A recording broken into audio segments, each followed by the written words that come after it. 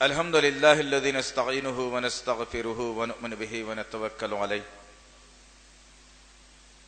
ونعوذ بالله من شرور أنفسنا ومن سيئات أعمالنا من يهدي الله فلا مضل له ومن يضلل فلا هادي له وأشهد أن لا إله إلا الله وأشهد أن محمدا عبده ورسوله أما بعد فإن خير الحديث كتاب الله وخير الهدي هدي محمد صلى الله عليه وسلم وشر الأمور محدثاتها وكل محدثة بدعة وكل بدعة ضلالة وكل ضلالة في النار. قال الله تعالى في القرآن المجيد: أعوذ بالله من الشيطان الرجيم، بسم الله الرحمن الرحيم، فسيكفيكهم الله وهو السميع العليم. قال الله تعالى في القرآن المجيد: أعوذ بالله من الشيطان الرجيم، بسم الله الرحمن الرحيم، يا أيها الذين آمنوا استعينوا بالصبر والصلاة إن الله مع الصابرين. ربي اشرح لي صدري ويسر لي أمري واحلل عقدة من لساني يفقهوا قولي رب زدنی علما آمین رب العالمین. تمام تعریفیں، بزرگی، بڑائی، کبریائی اس رب غالب مولا کے لیے جو تمام جہانوں کا پالنہار، مدبر، مشکل کشا، حاجت روا، جس کی ذات میں کوئی شکوہ نہیں، جس کی دانش میں کوئی شکایت نہیں، ور خطا سے لا ریب ہے. درود و سلام محبت وحی، کتاب و حکمت کے مالک، صاحب تاج المعراج و براق صلی اللہ علیہ وسلم.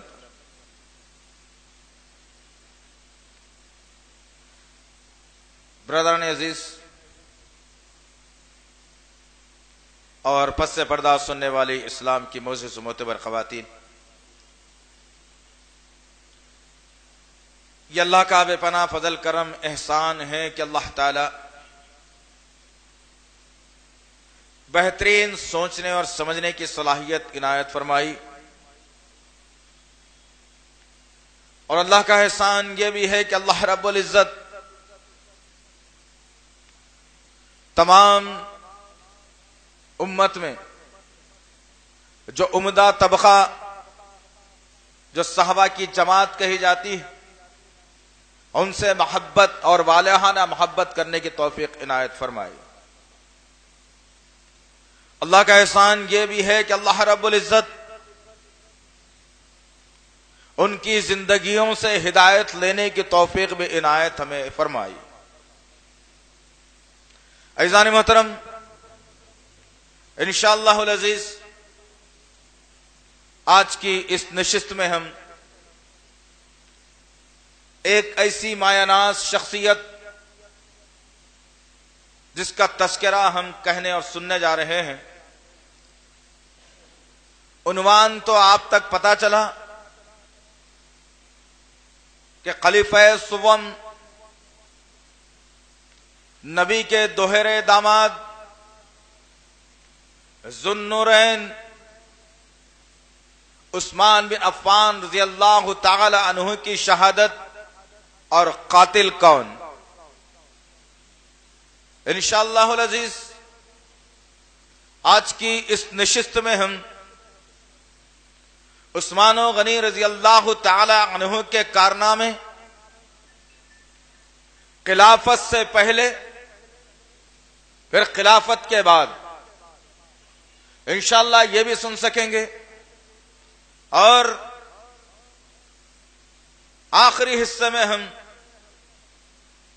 قاتل کون تھا، کیا وجوہات تھیں، کس بنیاد پر قتل کیا گیا، اور کیا وہ قاتل کی نسل یا وہ قاتل کے جاننے پہچاننے والے یا وہ قاتل کا خاندان آج اس دنیا میں موجود ہے یا نہیں؟ اس لیے کہ امت محمدیہ کا بہت بڑا نقصان جو ہوا یہ کہ اس کی اپنی اسلامی تاریخ کو ذہنوں سے میٹ دیا گیا. اس کی اپنی اسلامی تاریخ پر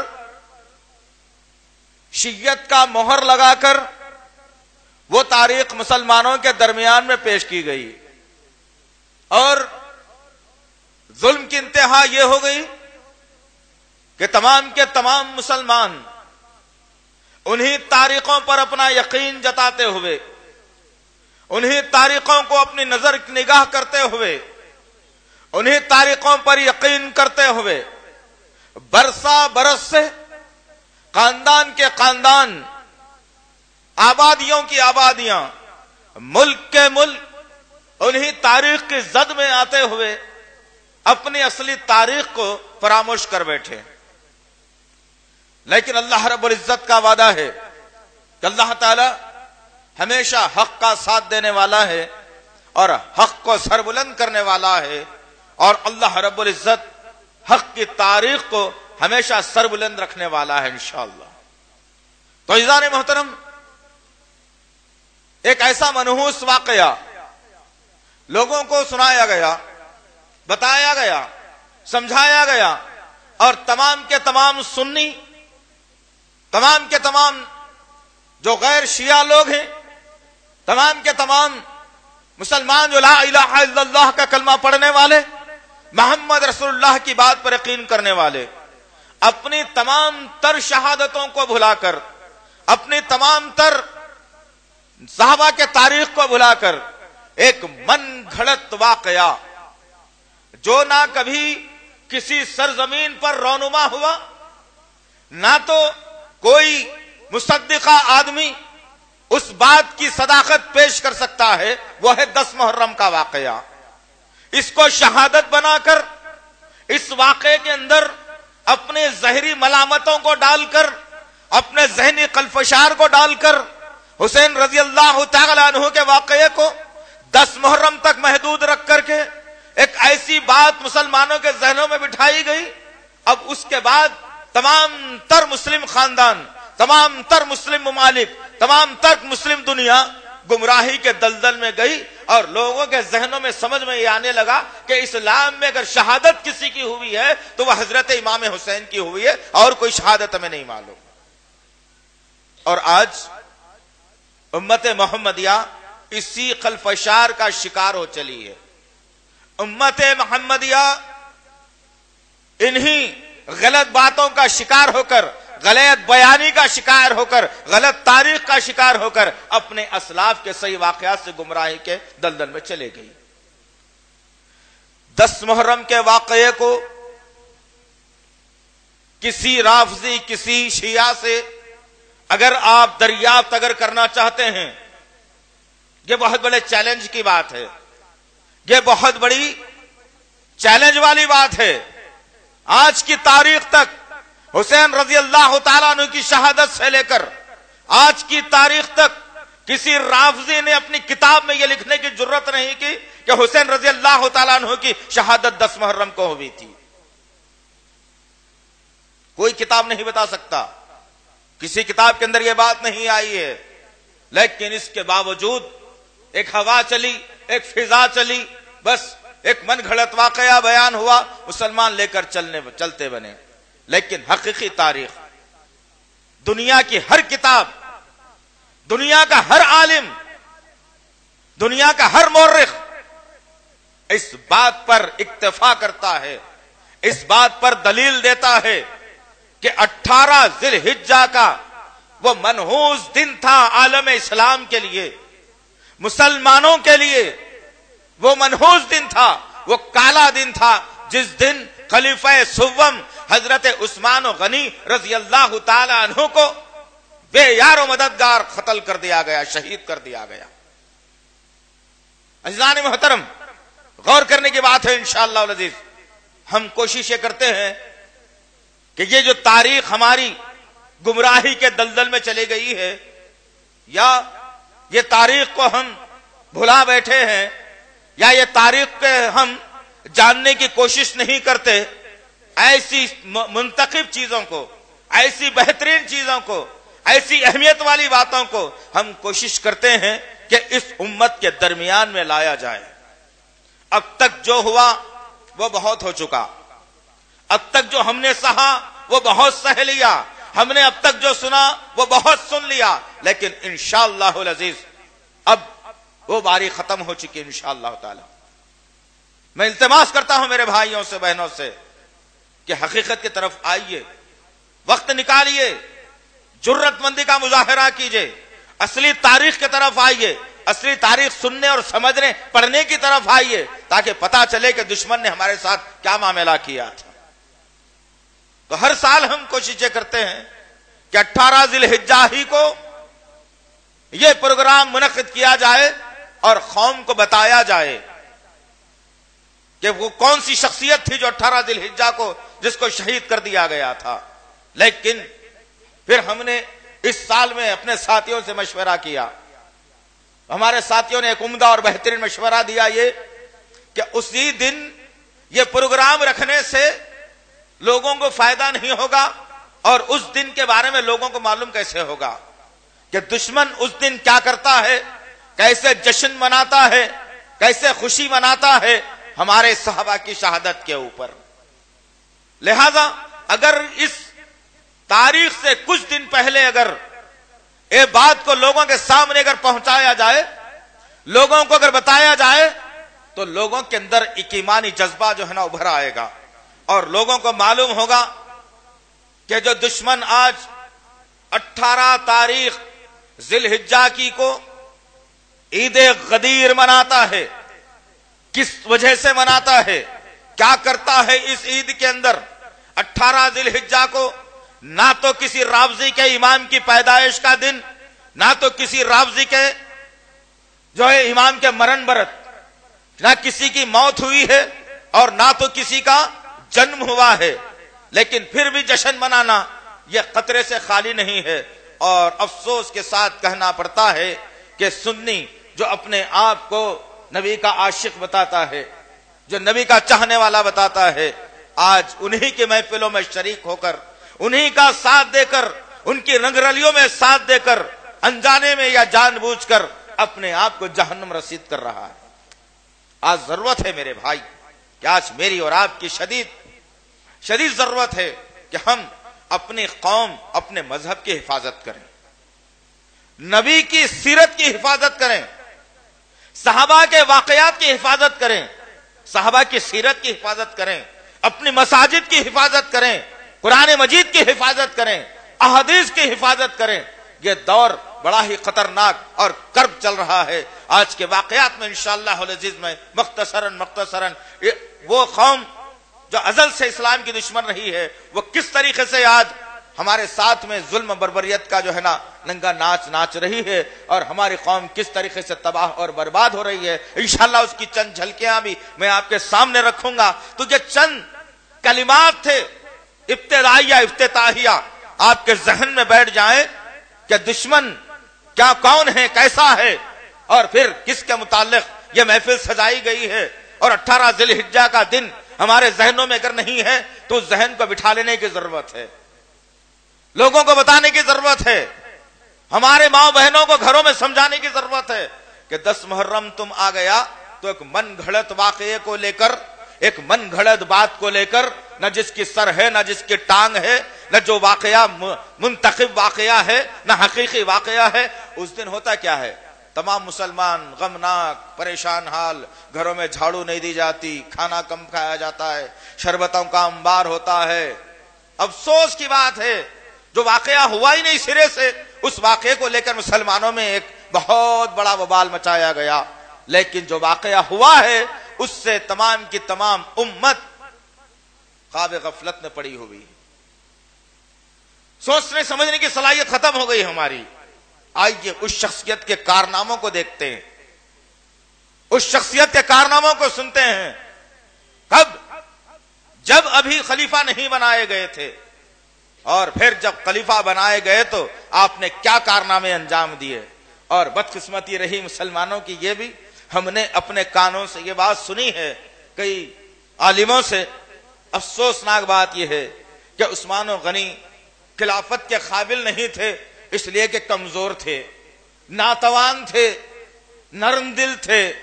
بالکل نرم گوشہ رکھنے والے آدمی کو خلافت پر بٹھانا اسلام کی تباہی کا باعث. نعوذ باللہ من ذالک، یعوذ باللہ. یہ کون کہتے ہیں؟ وہ جو اپنا نام سنیت میں لکھائے ہوئے. ہم بتائیں گے آج کی تاریخ میں آپ کو انشاءاللہ العزیز کہ عثمان غنی رضی اللہ تعالی عنہ کتنی بہادری اور دلیری کا مظاہرہ کرتے تھے اور کیا آپ کے کارنامے تھے انشاءاللہ العزیز. آئیے شروع کرتے ہیں اس مبارک بابرکت شخصیت کا تذکرہ. اس تذکرہ شروع کرنے سے پہلے اللہ کے نبی صلی اللہ تعالی وسلم کے ان الفاظ کو دوہرا کر میں بتا دوں تو بڑا مزہ آ جائے اور سمجھ میں آئے کہ شخصیت کا مقام اور مرتبہ کیا ہے. عثمان غنی رضی اللہ تعالی عنہ. اللہ کے نبی صلی اللہ علیہ وسلم کہتے ہیں خدیجہ سے میرا جو نکاح ہوا میں محمد بن عبداللہ تھا. عائشہ سے جب میرا نکاح ہوا میں محمد رسول اللہ تھا. اللہ رب العزت نے میں محمد بن عبداللہ تھا، مجھے اختیارات دے کر کے رکھے تھے اور مجھے سے چاہوں چن کر نکاح کرنے کا اختیار رکھتا تھا. لیکن اللہ رب العزت نے جب مجھے نبی بنایا مجھ پر وحی کی گئی کہ صدیق کی بیٹی عائشہ سے تیرا نکاح ہو تو محمد رسول اللہ اللہ کی مرضی سے عائشہ سے نکاح کرتا ہے اور پھر اپنی مرضی سے نکاح کرتا ہے تو خدیجہ سے کرتا ہے. تو خدیجہ کے مقابلے میں نبی فرماتے ہیں عائشہ کا مقام میرے نزدیک زیادہ بڑا ہے. اسی طریقے سے اس تمام دامادوں کے اندر اللہ کے نبی کے عثمان غنی کا مرتبہ اتنا بڑا ہے اس لیے کہ محمد رسول اللہ بننے کے بعد عثمان غنی رضی اللہ تعالیٰ عنہ سے نبی کریم صلی اللہ علیہ وسلم کی بیٹی رقیہ کا نکاح ہوا تھا. ذرا ذہن میں رکھو یارو کہ کتنی باریک باریک باتیں ہیں اور مگر کتنی مضبوط ہیں انشاءاللہ العزیز. یہ تاریخ اگر ہمارے ذہن میں رہے گی تو انشاءاللہ تعالی ہم کسی کا منہ توڑ جواب دینے کے لیے تیار رہ سکتے ہیں انشاءاللہ. غرض اللہ کے نبی صلی اللہ تعالی علیہ وسلم کو نبی اور رسول بنا دیا گیا مکے کے سرزمین میں. اللہ کے نبی صلی اللہ علیہ وسلم اللہ کا پیغام دل نشین لوگوں کے سامنے سنا رہے ہیں، بتلا رہے ہیں. انگلیوں پر گنے جانے والے مسلمان. اور پھر حضرت عثمان غنی رضی اللہ تعالیٰ عنہ اللہ کے نبی صلی اللہ تعالی علیہ وسلم کی خاص پھوپھی زاد بہن کے بیٹے تھے. حضرت عثمان بن عفان کی ماں اللہ کے نبی صلی اللہ علیہ وسلم کی پھپھیری بہن ہونا، اس لحاظ سے بھی حضرت عثمان اور محمد صلی اللہ علیہ وسلم کا ننیال اور ددیال کا تعلق تھا الحمدللہ. غرض جب اللہ کے نبی صلی اللہ علیہ وسلم مکے کی سرزمین پر پیغام دل نشین پہنچا رہے ہیں، پھیلا رہے ہیں، لوگ دھیرے دھیرے کشاں بکشاں اسلام کی آغوش میں پناہ لے رہے ہیں. ایسے ماحول میں کبھی صدیق اکبر رضی اللہ تعالیٰ عنہ اسلام میں آتے ہیں تو کبھی ایک بوڑھی عورت سمیہ رضی اللہ تعالیٰ عنہ اسلام قبول کرتی ہیں تو کبھی ایک نوجوان یاسر عمار بن یاسر اسلام قبول کرتے ہیں تو کبھی ایک کالو کلوٹا غلام حبشہ کا رہنے والا بلال بھی اسلام قبول کرتا ہے. جب حضرت عثمان غنی رضی اللہ تعالی عنہ کے پاس بات پہنچتی ہے کہ لا الہ الا اللہ کہہ دو کامیاب ہو جاؤ گے دنیا اور آخرت کے اندر، حضرت عثمان غنی رضی اللہ تعالی عنہ اپنے بھائی کی خدمت میں حاضر ہوتے ہیں اور پھر محمد صلی اللہ علیہ وسلم سے دریافت کرتے ہیں کہ بتاؤ کیا ہے اسلام. اللہ کے نبی صلی اللہ علیہ وسلم اب تک کچھ نہیں معلوم لوگوں کو اسلام کیا ہے، صرف ایک بات معلوم تھی کہ لا الہ الا اللہ کہہ دینا کامیاب ہو جانے والے ہو. اللہ اکبر، ذرا غور کرو یارو، صرف لا الہ الا اللہ کا ایک جملہ اور پھر اس پر یہ اعلان کر دیا جانا کہ تم کامیاب ہو جاؤ گے. لوگوں نے یہ نہیں پوچھا کہ جنت کیسے ملے گی، کس کا دامن تھامنا چاہیے، کس کا پیالہ پینا چاہیے، کون سے فرقے سے ہونا چاہیے، کون سی جماعت میں جانا چاہیے، کون سا رنگ پہننا چاہیے، یہ کسی نے بھی نہیں پوچھا تھا. اللہ کے نبی نے کہا قولوا لا الہ الا اللہ تفلحون، لوگوں نے ایک ساتھ کہہ دیا. عثمان غنی رضی اللہ تعالیٰ عنہ بھی جب یہ کلمہ سنتے ہیں اور اللہ کے نبی صلی اللہ علیہ وسلم کے دست حق پرست پر اسلام کو قبول کر لیتے اسلام کو قبول کر لیا اور پھر اپنے گھر کی طرف رواں دواں ہو جاتے. عفان جو عثمان غنی رضی اللہ تعالیٰ عنہ کے باپ کا نام تھا، وہ آدمی تجارت پیشہ آدمی، مالدار آدمی، لیکن آپ کا چچا بڑا ہی ظالم اور خطرناک آدمی تھا. اس چچا کو یہ بات معلوم ہوئی کہ عثمان نے اپنے باپ دادا کے دین کو چھوڑ کر محمد کے دین کو قبول کر لیا ہے. چچا کو غصہ آیا. وہ نوجوان جو بچپن سے لاڑو پیار میں پلا ہو، جس کی کوئی فرمائش کو نہ ٹالا جا سکتا ہو، جس کا لباس سب سے عمدہ ہو، جس کا کھانا سب سے اعلیٰ ہو، جس کی سواری سب سے پیاری ہو، جو سب لوگوں میں محبت سے پکارا جانے والا ہو، وہ شخص آج گھر کے اندر بے یارو مددگار ہو چکا تھا. چچا جسم سے کپڑوں کو کھینچ چکا تھا، اونٹ کی چمڑی کو تھیلا بنا کر عثمان غنی رضی اللہ تعالیٰ عنہ کو اندر بند کر کے ایک سوراخ مار کر اس سوراخ سے اندر دھواں دیا جاتا تھا. حضرت عثمان بن عفان رضی اللہ تعالیٰ عنہ اس دھوئیں کی وجہ سے آپ کا دم گھٹنے کو آ جاتا اور پھر آپ بے ہوش ہو جاتے. جب چچا کو پتا چلتا کہ بے ہوش ہو گیا ہے، پھر نکال کر باہر ڈال دیتا اور کھانے کو محتاج کر دیا جاتا. یہ ہے عثمان غنی رضی اللہ تعالیٰ. اور پھر وقت گزرتا رہا، حالات بدلتے رہے. چچا سے پیچھا چھڑایا، اللہ کے نبی صلی اللہ علیہ وسلم کی خدمت میں آ کر پناہ لی اور آپ کے ساتھ زندگی گزرنے لگی. وقت گزرا، دشمن ہر طرف سے اسلام پر نکتہ چینی کر رہا تھا، دشمنی بڑھتے جا رہی تھی، جان کے لالے پڑ رہے تھے، ہر طرف سے اسلام کو کچلنے کی کوششیں کی جا رہی تھی. اللہ کے نبی صلی اللہ تعالی علیہ وسلم نے سب سے پہلے ہجرت کا حکم دیتے ہیں حبشہ کی جانب. تو وہ اعزاز بھی، وہ اکرام بھی، وہ تمغہ، وہ مقام حضرت عثمان بن عفان رضی اللہ تعالیٰ عنہ کے مقدر میں آتا ہے. اللہ کے نبی نے کیا کہا میرے جد اعلیٰ حضرت ابراہیم نے سب سے پہلے ہجرت کی تھی.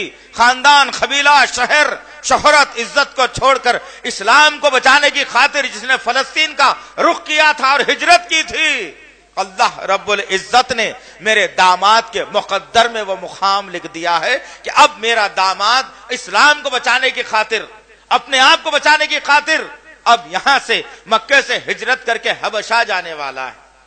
تو سب سے پہلی ہجرت کرنے کا اعزاز بھی حضرت عثمان بن عفان، عثمان غنی رضی اللہ تعالیٰ عنہ کے مقدر میں جاتا ہے. الحمدللہ. غرض مختصر یہ کہ مکے کی زندگی چل رہی تھی، 13 سال کا وہ کرب کا دور، بڑی ہی آزمائشوں، مصیبتوں اور بڑے ہی پریشانیوں کا دور، بڑی ہی قسمہ پرسی کا دور جب گزرا، اللہ کے نبی صلی اللہ تعالی علیہ وسلم نے کہا کہ چلو، اللہ حکم دے رہا ہے کہ اب نکلنا ہے اور یثرب کی سرزمین جو مدینہ کہلاتی ہے آج، یثرب کی سرزمین پر ہمیں جانا ہے اور وہاں پر اسلامی مملکت کو قائم کرنا ہے. اب دھیرے دھیرے ایک کے بعد رات میں دن میں جیسا موقع ملے ہجرت کرو اور مکے کی سرزمین کو ہمیشہ کے لیے خیر بات کہہ دو. اللہ کے نبی صلی اللہ علیہ وسلم کا جب یہ مزدہ سنا، یہ حکم سنا، تو لوگ اپنے اپنے سامانوں کو لیے، خاندانوں کو لیے، اولاد کو لیے ہجرت کرتے جا رہے تھے. حضرت عثمان بن عفان رضی اللہ تعالیٰ عنہ نے قافلے میں شامل ہوئے اور جو جو سامان آپ کے پاس موجود تھا، جو جو تجارتی سامان تھا، جو جو چیزیں آپ کے ہاتھ لگ سکتی تھیں، ان چیزوں کو آپ لیے اور لوگوں کے ساتھ ہجرت کر کے مدینے کی سرزمین پر آ کر پڑاؤ ڈال دیتے. مدینے کی سرزمین پر آئے اور پھر انتظار کرنے لگے نبی آخر زمان صلی اللہ تعالی علیہ وسلم کا. اللہ کے نبی صلی اللہ علیہ وسلم نے دیکھا اب مکے پر انگلیوں پر گنے جانے والے مسلمان ہیں تھوڑے سے، جو میری ہجرت کے بعد بھی یہ ہجرت کر کے آ سکتے ہیں. اللہ کے نبی صلی اللہ علیہ وسلم نے بھی ہجرت کی اور پھر وہاں سے نکل گئے. اور پھر وقت گزرتا رہا، مدینے کی سرزمین پر دن اور رات بدلتے رہے. ادھر عثمان بن عفان رضی اللہ تعالیٰ عنہ اللہ کے نبی صلی اللہ علیہ وسلم کی رفاقت میں ہیں اور شب و روز آپ کے ساتھ مدینے کی سرزمین پر گزر رہے ہیں. ایسے ماحول میں 1 سال مکمل گزرتا ہے. 1 سال جب گزرا ہجرت کر کے آئے ہوئے نہ نمازوں کی پابندی ہے، نہ اذان دینے کا انتظام ہے، لیکن اللہ کے نبی صلی اللہ علیہ وسلم قاہد ظاہر کی تھی مسجد قباء کے بعد کہ اللہ تعالیٰ ہجرت کے وقت میں مجھے میری مسجد کی تعمیر اور اس مقام کی نشاندہی کروائی تھی، جبرائیل کے ذریعے سے میں وہ زمین دیکھنا چاہتا ہوں۔ اللہ کے نبی صلی اللہ علیہ وسلم ایک دفعہ نکلے اور پھر اس زمین کی طرف آپ جاتے ہیں مسجد قباء سے نکل کر، جہاں آج مسجد نبوی بنی ہوئی ہے۔ اللہ کے نبی صلی اللہ علیہ وسلم آئے اور اس زمین کو دیکھا اور کہا کہ چلو ہر آدمی اپنے ہاتھ سے کچھ پتھر اٹھا کر کے لائے، اور میں بتانا چاہتا ہوں کہ مسجد کی حد بندی کتنی ہونا ہے، اور وہ مسجد کی حد بندی جو ہے نا، ہر شخص اپنے ہاتھ سے پتھروں کو اٹھاتا رہا اور لا کر زمین پر جما دیا گیا، اور ایک چار کونی مسطح زمین کو اللہ کے نبی بتاتے ہیں اب یہ میری مسجد کہلانے والی ہے۔ آپ نے حد بندی کر دی اور پھر دوسرا سال شروع ہو جاتا ہے۔ جب دوسرا سال شروع ہوا تو اللہ رب العزت مسلمانوں پر رحم کرتا ہے، ان کی عزت کو اور بڑھاتا ہے کہ اللہ تعالیٰ سب سے پہلے نماز کی فرضیت کا حکم دے کر حضرت جبرائیل کو بھیجتا ہے۔ حضرت جبرائیل علیہ السلام آتے ہیں اور اللہ کے نبی صلی اللہ علیہ وسلم سے کہتے ہیں مبارک ہو آپ کو، جو معراج میں آپ پر نماز فرض کی گئی تھی، اب اس نماز کے ادا کرنے کا وقت آ چکا ہے۔ اب میں آپ کو بتاؤں گا کہ اراکین کیا ہوتے ہیں، رکوع سجدہ کیا ہوتا ہے، قیام کیا ہوتا ہے، جلسہ کیا ہوتا ہے، کیا پڑھا جانا چاہیے، یہ تمام تر چیزیں حضرت جبرائیل علیہ السلام اللہ کے نبی صلی اللہ علیہ وسلم کو مدینے کی سرزمین پر آ کر سکھا رہے۔ اور پھر وقت گزرتا رہا، سن 2 ہجری میں روزوں کی فرضیت کا حکم بھی ملا۔ اس کے بعد ایک اہم معرکہ، ایک اہم غزوہ جس کو کہا جاتا ہے بدر کی شکل میں، مقام بدر پر جو ہوا تھا، دشمن کے ساتھ سب سے پہلی لڑائی اسلام کو بچانے کی خاطر۔ اللہ کے نبی صلی اللہ علیہ وسلم صحابہ سے کہہ دیں گے چلو دشمن ہمارا پیچھا کر رہا ہے اور دشمن کا ہم پیچھا کریں گے، اور پھر موقع ہاتھ آ گیا ہے، جو مال ہمارا مکے میں چھوٹ گیا تھا اب دشمن سے وہ مال حاصل کرنے کا وقت آ چکا ہے، لہذا اب ہم دشمن سے مت بھیڑ کرنے کے لیے جا رہے ہیں، اپنے اسلحہ تیار رکھو۔ اللہ کے نبی صلی اللہ علیہ وسلم کے حکم پر تمام صحابہ کرام اپنے ہتھیار کو تیار کرنے لگے، جو مختصر اونٹ اور گھوڑے تھے ان کو تیار کرنے لگے، اور اپنے ہتھیار کے ساتھ ابھی نکلنے والے ہیں کہ کسی نے آ کر اللہ کے نبی صلی اللہ علیہ وسلم کو ایک خبر پہنچائی کہ یا رسول اللہ، آپ کی بیٹی رقیہ کی طبیعت بڑی خراب ہے، بالکل طبیعت خراب ہے، جان کرنے کا مسئلہ ہے، آپ ایک دفعہ چلیں اور دیکھ لیں۔ اللہ کے نبی صلی اللہ علیہ وسلم نے کہا کہ چلو میں چلتا ہوں اور اسے دیکھ لیتا ہوں۔ اللہ کے نبی صلی اللہ علیہ وسلم گئے اور دیکھتے ہیں، حضرت عثمان بن عفان رضی اللہ تعالیٰ عنہ کہتے ہیں کہ یا رسول اللہ، میں بھی آپ کے ساتھ چلنے والا ہوں، دشمن سے مقابلہ ہے، آپ کو کیسے چھوڑوں اکیلے، میں آپ کا ساتھ دینے کے لیے تیار ہوں، میں بھی چلوں گا اور جنگ میں بھی حصہ لوں گا۔ اللہ کے نبی صلی اللہ تعالی علیہ وسلم نے اس کے لیے جو رب آسمان سے پیغام دے کر رقیہ سے نکاح کرنے کے لیے نبی پر وحی کی تھی، اللہ کے رسول صلی اللہ علیہ وسلم نے حضرت عثمان بن عفان رضی اللہ تعالیٰ سے کہتے ہیں کہ عثمان، تو غزوہ بدر میں حصہ نہ لے، تو میری بیٹی کی خدمت میں لگا رہے، جب جنگ ختم ہوگی جو مجاہدین بچ کر واپس آئیں گے، جن کو غازی کہا جاتا ہے، جن سے رب راضی ہو جاتا ہے، اللہ تعالیٰ تیرا شمار غازی بدر میں کر دے گا انشاءاللہ۔ اللہ اکبر، ذرا غور کرو عثمان غنی رضی اللہ تعالیٰ عنہ کا مقام اور مرتبہ بھی کیا ہے۔ آدمی جنگ پر گیا نہیں، لیکن جنگ میں جانے کا حصہ اس کے مقدر میں آ رہا ہے۔ جو آدمی زخم کھا کے زندہ بچ کے آ رہا ہے اسے غازی کہا جا رہا ہے، رب اس سے راضی ہو رہا ہے، لیکن اللہ تعالیٰ عثمان بن عفان کے مرتبے کو اتنا بلند کر دیا کہ نبی کی بیٹی کی خدمت کرنے کا صلہ غازی امت مل رہا ہے، غازی بدر مل رہا ہے۔ اور پھر اللہ کے نبی صلی اللہ علیہ وسلم جب جنگ ختم ہوئی تو مال غنیمت کے حصے نکالنے لگے، ایک حصہ آپ الگ نکال رہے تھے، صحابہ نے پوچھا یا رسول اللہ، یہ حصہ جو الگ نکالا جا رہا ہے یہ کس کے لیے نکالا جا رہا ہے؟ اللہ کے نبی صلی اللہ علیہ وسلم نے کہا اس غازی کے لیے نکال رہا ہوں جس سے رب نے میری بیٹی کی خدمت کے لیے مامور کیا تھا۔ اللہ اکبر، یہ مقام اور مرتبہ ہے حضرت عثمان غنی رضی اللہ تعالیٰ عنہ۔ اب وقت گزرتا رہا، دن بدلتے رہے، مدینے کی سرزمین پر ایک کنواں جو مسجد نبوی کے قریب میں تھا، جس کو بئر روما کہا جاتا تھا، وہ یہودی کے قبضے میں تھا، اس پر یہودی قبضہ کیا ہوا تھا، اور یہودیوں نے دیکھا کہ مسلمانوں کی تعداد بڑھ رہی ہے اور مسلمانوں کا مقام بلند ہو رہا ہے، کہیں ایسا نہ ہو کہ یہاں سے ہمیں بھگا دیا جائے۔ اس نے اس پانی کو بیچنا شروع کر دیا، کہا کہ جو پیسے لے کر کے آئے گا اسے پانی دیا جائے گا، جو پیسے لے کر کے نہیں آئے گا اسے پانی نہیں ملے گا۔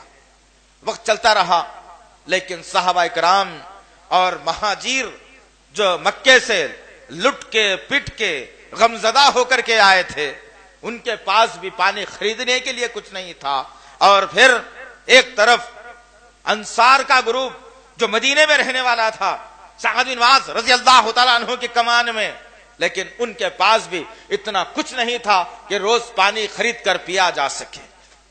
اللہ کے نبی صلی اللہ علیہ وسلم نے منظر کو دیکھا اور یہودی نے تالا لگا دیا اور کہا کہ نہیں، پانی پیسہ نہیں تو پانی بھی نہیں۔ اللہ کے نبی صلی اللہ علیہ وسلم فوری ممبر پر تشریف لائے اور مسجد نبوی میں داخل ہوئے اور تمام صحابہ سے کہا کہ آؤ ایک جگہ جمع ہو جاؤ۔ تمام کے تمام صحابہ کرام جمع ہوئے۔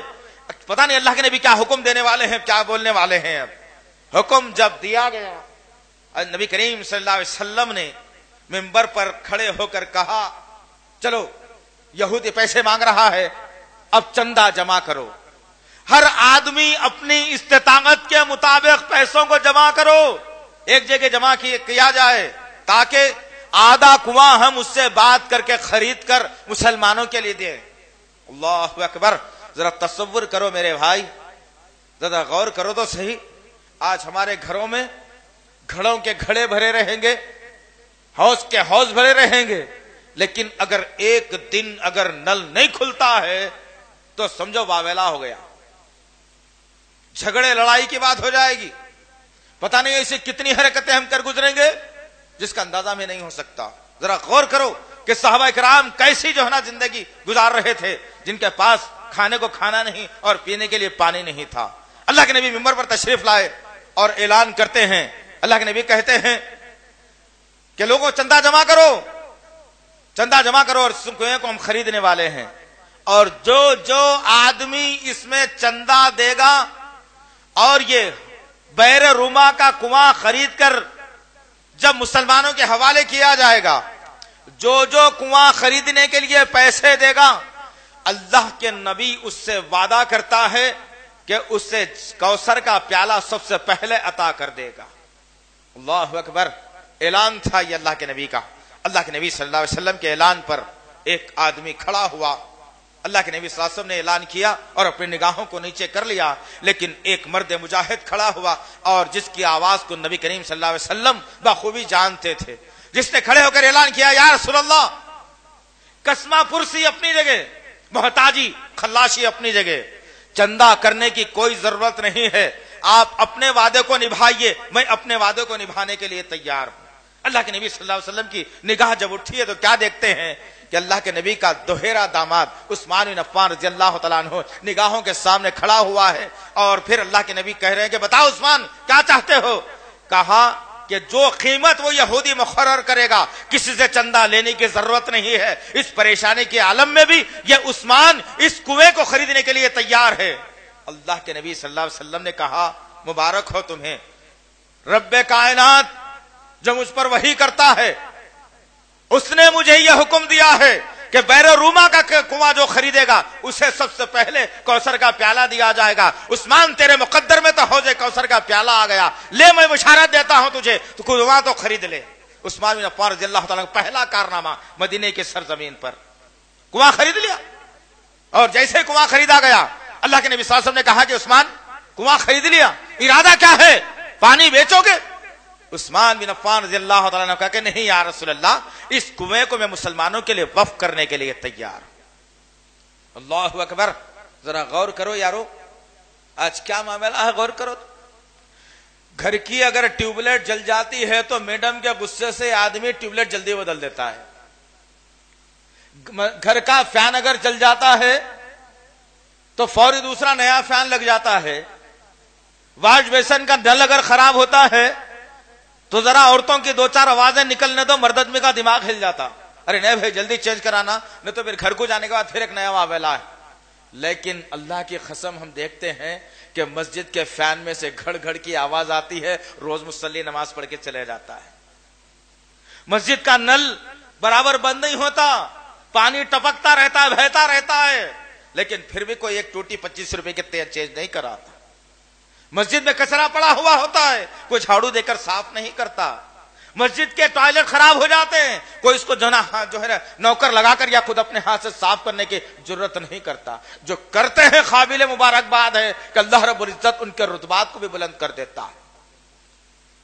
عثمان بن عفان نے یہ مثال دے دی اور کہا غربت الگ جگہ ہے، اللہ کی خوشنودی الگ جگہ ہے۔ اللہ چاہتا ہے یہ منشا تو میں کرنے کے لیے بھی تیار ہوں۔ سب سے پہلے کنویں کو خریدا گیا اور پھر مسلمانوں کے حوالے وقف کر دیا گیا، اور وقت گزرتا رہا۔ یہودی نے دیکھا اور اعلان کر دیا اللہ کے نبی صلی اللہ علیہ وسلم نے کہ یہ کنواں مسلمانوں کے لیے وقف تو کر دیا گیا ہے، لیکن صرف مسلمان ہی نہیں، ہر آدمی اس کنویں سے پانی لے سکتا ہے۔ اللہ اکبر، رحمت العالمین شفیع المذنبین کا فیصلہ تھا۔ اور بات ہوئی، بات چلی آگے۔ یہودی نے دیکھا کہ بھائی اب کیا معاملہ ہے، میرے پاس سے کون پانی خریدے گا، یہ سارے کا سارا پانی تو فری میں بانٹ رہے ہیں، اب یہاں سے کون پانی لے گا آ کر کے۔ پھر یہودی نے کہا میں اور آدھا کنواں بھی جو ہے نا بیچنے کے لیے تیار ہوں۔ اس کنویں کو مکمل خریدنے کی ذمہ داری بھی حضرت عثمان بن عفان رضی اللہ تعالی عنہ کے مقدر میں آتی۔ وقت گزرتا رہا، حالات بدلتے رہے، اور پھر ایک وقت آیا کہ تبوک پر جانے کا ارادہ فرماتے ہیں اللہ کے نبی صلی اللہ علیہ وسلم۔ جنگ تبوک جس ماحول میں، جس حالات میں ہوئی اس کا اندازہ نہیں ہے مجھے اور آپ کو۔ ایک ایسے ماحول میں تبوک کی جنگ ہوئی جب مسلمان پریشان حال اور خلاش تھے، تجارت صحیح جمی نہیں تھی ان کی ابھی، اور پھر ایک ایسے موقع پر تبوک پر جانے کا نبی نے ارادہ فرمایا جب کھجوروں کے پکنے کا وقت تھا، گرمی بڑی شدت کی تھی، آسمان سے لو، زمین کی ریت کی لو، ہر طرف سے انسانیت گرمی کی وجہ سے پریشان تھی۔ ایسے ماحول میں اللہ کے نبی صلی اللہ تعالی علیہ وسلم نے ارادہ فرمایا کہ چلو اب تبوک چلنا ہے اور رومیوں کا سر کچلنا ہے۔ جب اللہ کے نبی کا اشارہ ہوا، صحابہ کرام کہنے لگے چلو یا رسول اللہ ہم کرتے ہیں تیاری۔ اللہ کے نبی نے کہا کہ آؤ تم سے کچھ مخاطب کرنا ہے۔ اللہ کے نبی مسجد نبوی کے اندر تشریف لاتے ہیں اور صحابہ کرام کا جمع غفیر لگا ہوا ہے۔ اللہ کے نبی صلی اللہ علیہ وسلم کہتے ہیں کہ کون ہے جو 100 اونٹ اللہ کے راستے میں دینے کے لیے تیار ہے، اللہ چاہتا ہے کہ اسے جنت میں بہت بڑا محل تعمیر کر کے دے گا۔ اللہ اکبر، ذرا غور کرو میرے بھائی، سوچو ذرا، یہ واقعات کو ہم صرف سننے کے عادی بن چکے ہیں، اصل میں صرف سننا، مزے لینا اور چلے جانا کہ ہاں ایسا ہوا تھا، لیکن یہ واقعات مجھے اور آپ کو کیا درس دیتے ہیں، کیا سکھاتے ہیں مجھے اور آپ کو؟ اللہ اکبر، چندہ مانگنا پڑتا ہے، بچی کی شادی ہے چندہ دو، کسی غریب کی میت ہو گئی ہے چندہ دو، مسجد کو چننا ڈلانا ہے چندہ دو، جانماز لانا ہے چندہ دو، ہوتا ہے نا، ہر جگہ چندے کی باری ہوتی ہے آج، لیکن آدمی اتنا سارا پکارا کرنے کے بعد بھی جب میں مسل کے جو چھوٹی 10 کی آخری ہوتی ہے وہ نکالتا ہے، اگر اس کے ساتھ کوئی 50-100 کی آ گئی تو چوکن نہ ہو کے 100 کی اندر 10 کی باہر۔ یہ حالت تو ہماری آج اللہ کی راہ میں خرچ کرنے کے لیے، یہ مسلمانوں کا طریقہ کار بن چکا ہے۔ افسوس، صد افسوس، غور کرو ہمارا مزاج کیا بن چکا ہے آج۔ اس لیے تو آج اللہ رب العزت مسلمانوں کا پورا وقار کھو دیا، اس کا مقام گھٹ گیا، پریشانیاں، بیماریاں، معاشی پریشانی، اخلاقی پریشانی، خاندانوں میں جھگڑے، پڑوس سے نہیں جمنا، اس کی تجارت میں نقصان، ہر وہ چیز اگر آ گئی مسلمان کے پاس تو وجہ یہ ہے کہ ہم اسلام کے لیے کچھ کرنے کا جذبہ ہی ختم کر دیے۔ اللہ رب العزت اسلام کا نگران کار ہے اور اسی وجہ سے اسلام چل بھی رہا ہے اپنے طور پر، مسلمان کو حصہ ادا نہیں کر رہا ہے اس کے اندر۔ وہ لوگ تھے جنہوں نے اپنے کارناموں سے اسلام کو سربلند کیا تھا، آج انہی کے کارنامے ہیں جو ہم سن کر اپنے ایمان کے اندر تازگی پیدا کرتے ہیں۔ اللہ کے نبی نے کہا 100 اونٹ معمولی بات نہیں تھی ان حالات کے اندر۔ کہا کہ کون ہے جو اللہ کے راستے میں دینے کے لیے تیار ہے؟ نبی اس سے وعدہ کرتا ہے کہ اسے جنت میں مقام دلائے گا۔ آدمی کھڑا ہوا، نبی نے دیکھا میرا داماد ہے، کہا بتاؤ عثمان، کہا کوئی نہیں، میں 100 اونٹ دینے کے لیے تیار ہوں، آپ اپنا وعدہ پورا کر لیجیے۔ اللہ کے نبی خاموش ہوئے، عثمان غنی بیٹھ گئے۔ دوسری مرتبہ آواز اٹھائی، اور کون ہے جو 100 اونٹ اللہ کے راستے میں دینے کے لیے تیار ہے؟ میں بھی اسے جنت میں بہترین مقام دلانے کے لیے تیار ہوں۔ ابھی نبی کے الفاظ ختم ہوتے ہیں، ایک آدمی کھڑا ہوتا ہے، ابھی اسی کی آواز نکلی، عثمان بن عفان رضی اللہ تعالیٰ عنہ کھڑے ہوئے، کہا یا رسول اللہ پھر میں دینے کے لیے تیار ہوں۔ نبی نے کہا سبحان اللہ، نبی نے کہا مبارک ہو اے عثمان، مبارک ہو، تجھے اللہ جنت عطا کرے گا۔ 7 مرتبہ اللہ کے نبی صلی اللہ علیہ وسلم نے اعلان کیا کون ہے دینے والا، کوئی اٹھنے کے قابل نہیں۔ عثمان بن عفان رضی اللہ تعالیٰ عنہ کھڑے ہوتے ہیں اور 7 مرتبہ کہتے ہیں کہ یا رسول اللہ 700 اونٹ اللہ کے راستے میں دینے کے لیے تیار ہوں، مجھے جنت چاہیے۔ اب یہاں بہترین نقطہ ہے، اس کو ذہن میں رکھنا۔ اللہ کے نبی صلی اللہ تعالی علیہ وسلم کے اشارے پر 7 مرتبہ عثمان غنی رضی اللہ تعالیٰ عنہ کھڑے ہو کر 700 اونٹ جب اللہ کے راستے میں دیتے ہیں تو اللہ رب العزت کے حکم سے نبی کائنات صلی اللہ تعالی علیہ وسلم نے مبارکباد دی، بشارت سنائی اس عثمان کے لیے، کہا اے لوگوں تم بھی سننا، مجھے فرشتے یہ حکم دے رہے ہیں کہ آج کے بعد میرا عثمان دنیا میں کوئی نیکی نہ کرے، کوئی وہ نیکی کا کام نہ کرے، پھر بھی اللہ تعالیٰ اسے جنت دینے کے لیے تیار۔ اللہ اکبر، اللہ اکبر، اللہ اکبر۔ کیا ہو گیا یارو مجھے اور آپ کو؟ آدمی سوچتا ہے میرا گھر بڑا اچھا رہے جو فنا ہونے والا ہے، آدمی سوچتا ہے میرا گھر کا سامان بڑا اچھا رہے وہ فنا ہونے والا ہے، آدمی سوچتا ہے میری صحت بڑی اچھی رہے جو فنا ہونے والی، جو بقا باقی رہنے والی ہے، جو ہمیشہ تمہارے ساتھ رہنے والی ہے اور جو تمہیں جنت میں لے جانے والی ہے، اس عمل سے مسلمان کوسوں دور ہو چکا ہے، کوسوں دور ہو گئے ہیں بات۔ کیوں میرے بھائی؟ آخر کیا وجہ ہو سکتی ہے؟ ایسی زندگی سے جنت نہیں ملنے والی ہے، یاد رکھو آپ۔ یہ سکون سے، یہ اطمینان سے، یہ بے فکری سے جو زندگی میری اور آپ کی گزر رہی ہے نا، اس سے جنت نہیں ملنے والی ہے۔ جنت ملنا ہے تو ان کے کارناموں کو یاد رکھنا پڑے گا انشاءاللہ۔ غرض اللہ کے نبی نے بشارت سنا دی، پھر مسئلہ آیا مسجد نبوی کی تعمیر کا۔ اللہ اکبر۔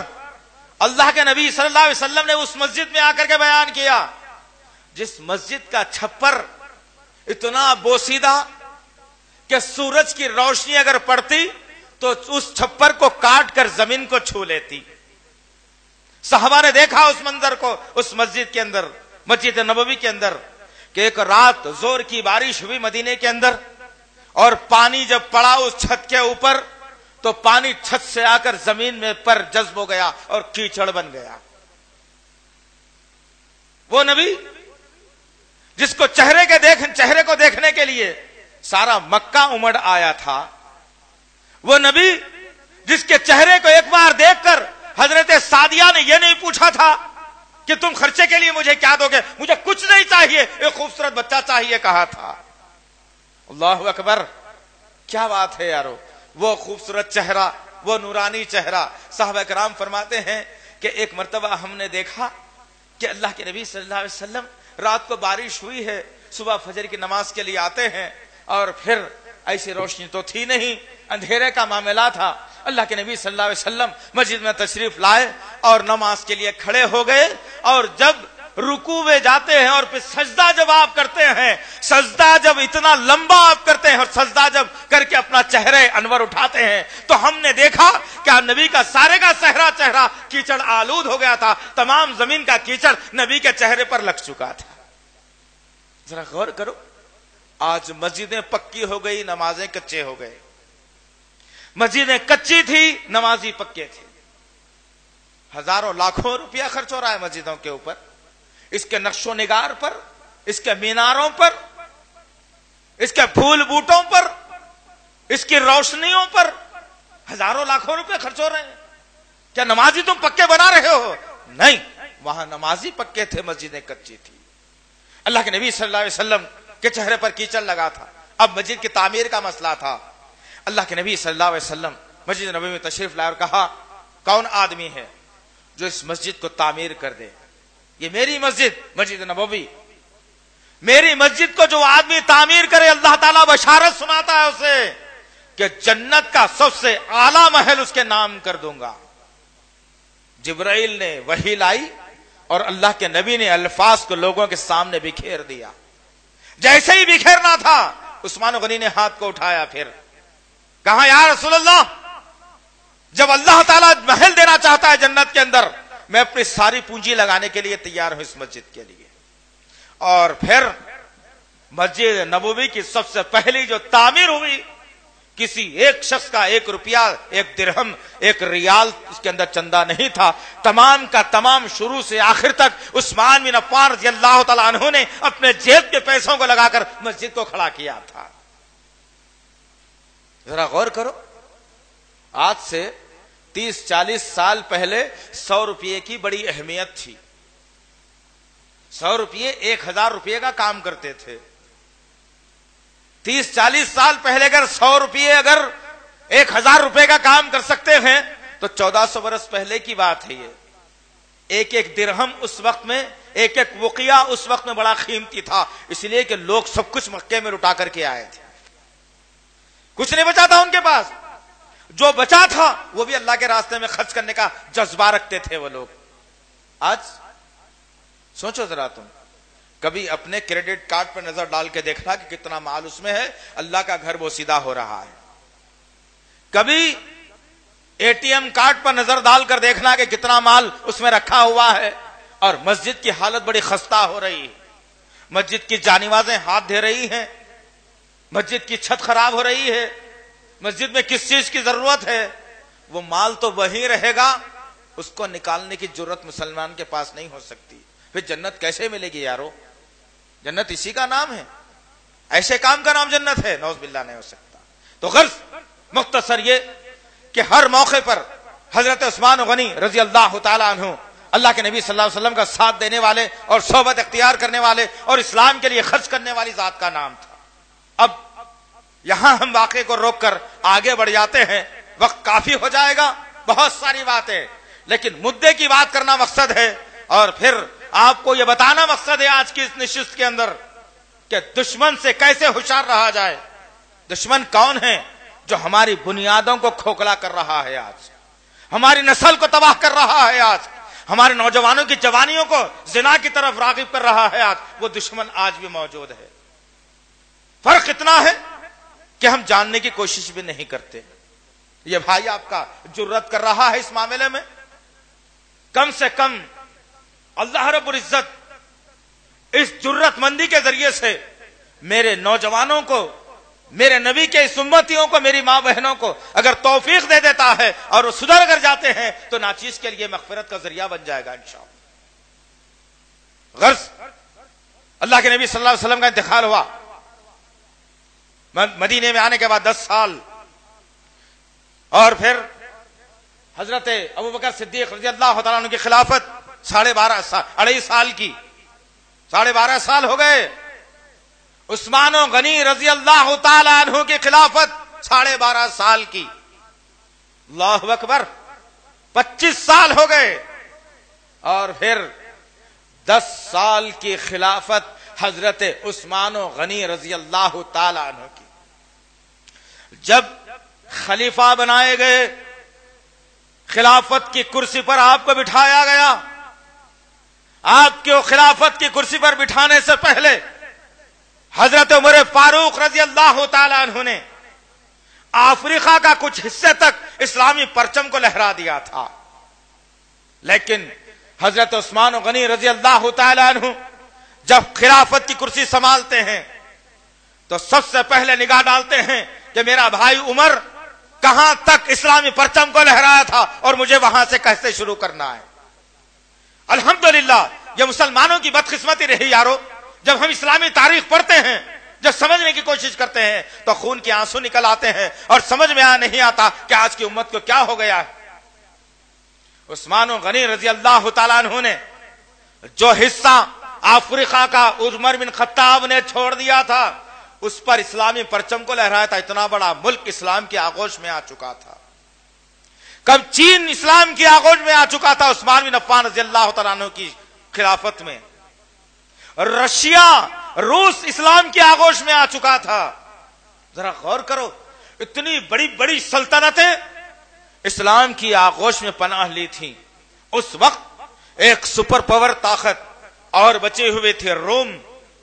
یہ رومیوں نے جب دیکھا کہ مسلمان کے ہاتھ میں رشیا آ گیا ہے، روس آ گیا ہے، چین چلا گیا، بر اعظم افریقہ چلا گیا، بڑے بڑے ممالک جا رہے ہیں، کل روم بھی چلا جائے گا. رومیوں نے چال چلی اور پھر بحری بیڑوں کو بنایا اور سمندری کنارے سے آ کر مسلمانوں کو نقصان پہنچا کر چلے جاتے. اس وقت کے خلیفہ حضرت عثمان بن عفان رضی اللہ تعالی عنہ کو جب بات معلوم کر دی گئی کہ رومیوں کے غنڈے مسلمانوں کو پریشان کر رہے ہیں، رومی قوم مسلمانوں سے انتقام لینے کی فکر میں ہے، نقصان پہنچا رہی ہے، کس طریقے سے؟ بتایا گیا کہ بحری بیڑے ان کے پاس ہے، ہمارے پاس نہیں ہے. اللہ اکبر. ذرا تم غور کرو میرے بھائی، کیا ہو گیا آج مسلمانوں کو. کمپیوٹر کون بنایا؟ تو عیسائی بنایا، یہودی بنایا. ہوائی جہاز کس نے بنایا؟ یہودی نے بنایا. ایک بحری بیڑا سمندر میں چلنے والا کس نے بنایا؟ یہودی نے بنایا. دشمن پر وار کرنے کی صلاحیت والے آلات کس نے بنائے؟ یہودی نے بنائے. تیر کس نے بنائے؟ یہودی نے بنائے. یہ دو تمام تر جو چیزیں ہیں یہ ہم نے غیروں کو دے دیے اور اپنے اسلاف کے کارناموں کو ہم نے بھلا دیا. رب کائنات اس بات کا گواہ ہے، وہ فرشتہ جو تمام سرداروں کا، تمام فرشتوں کا سردار جبرائیل علیہ الصلوۃ والسلام اس بات پر گواہ ہے. عثمان بن عفان رضی اللہ تعالیٰ عنہ نے کہا اب یہ کون سا مہینہ چل رہا ہے؟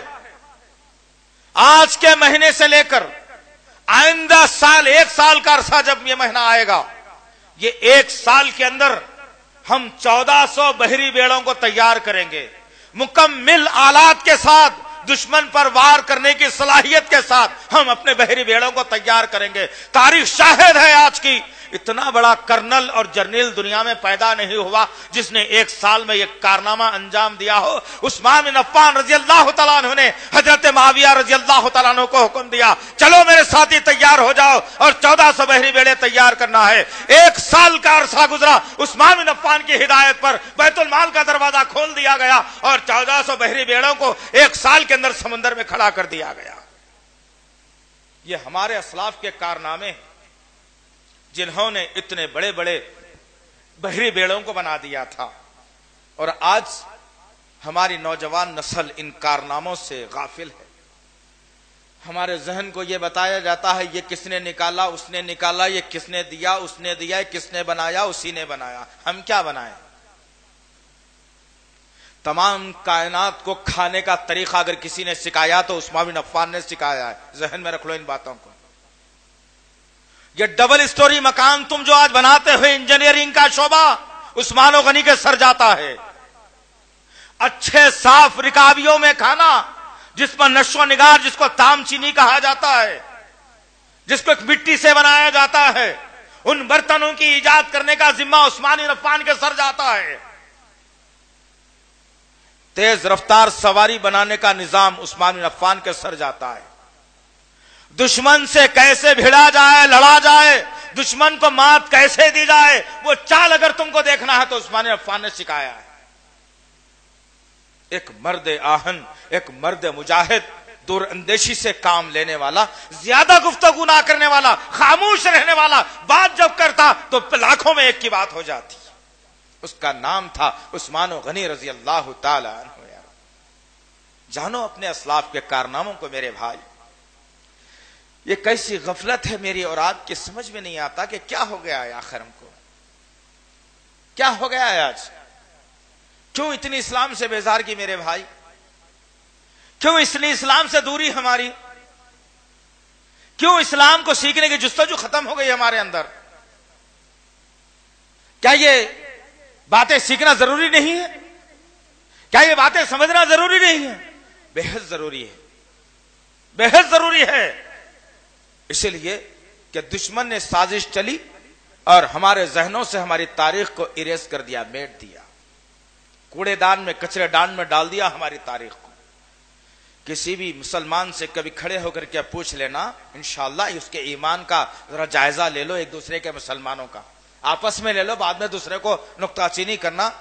کبھی پوچھ لینا کہ نبی کی مکی زندگی کتنی تھی اور مدنی زندگی کتنی تھی۔ کبھی پوچھ لینا کہ نبی کے ازواج کی تعداد کیا تھی، اور کبھی پوچھ لینا نبی کی اولادیں کتنی تھی، مرد کتنے تھے اور بیٹیاں کتنی تھی، یہ بھی پوچھ لینا۔ اور یہ بھی پوچھ لینا کہ نبی نے اپنی زندگی میں کتنے غزوات کیے تھے، کون سے غزووں میں نبی نے شمولیت اختیار کی تھی۔ اور یہ بھی پوچھ لینا کہ اللہ کے نبی صلی اللہ علیہ وسلم اپنے جسم کو ایسا نہیں بنائے تھے، ڈنڈوں کو ایسے تیار نہیں کیا تھا، اور اپنی گردن کو موٹی نہیں کیا تھا، اپنے سینے کو پھلا کر پیٹ کو اندر کر کے لوگوں کے سامنے نہیں بتایا تھا کر کے ایسا۔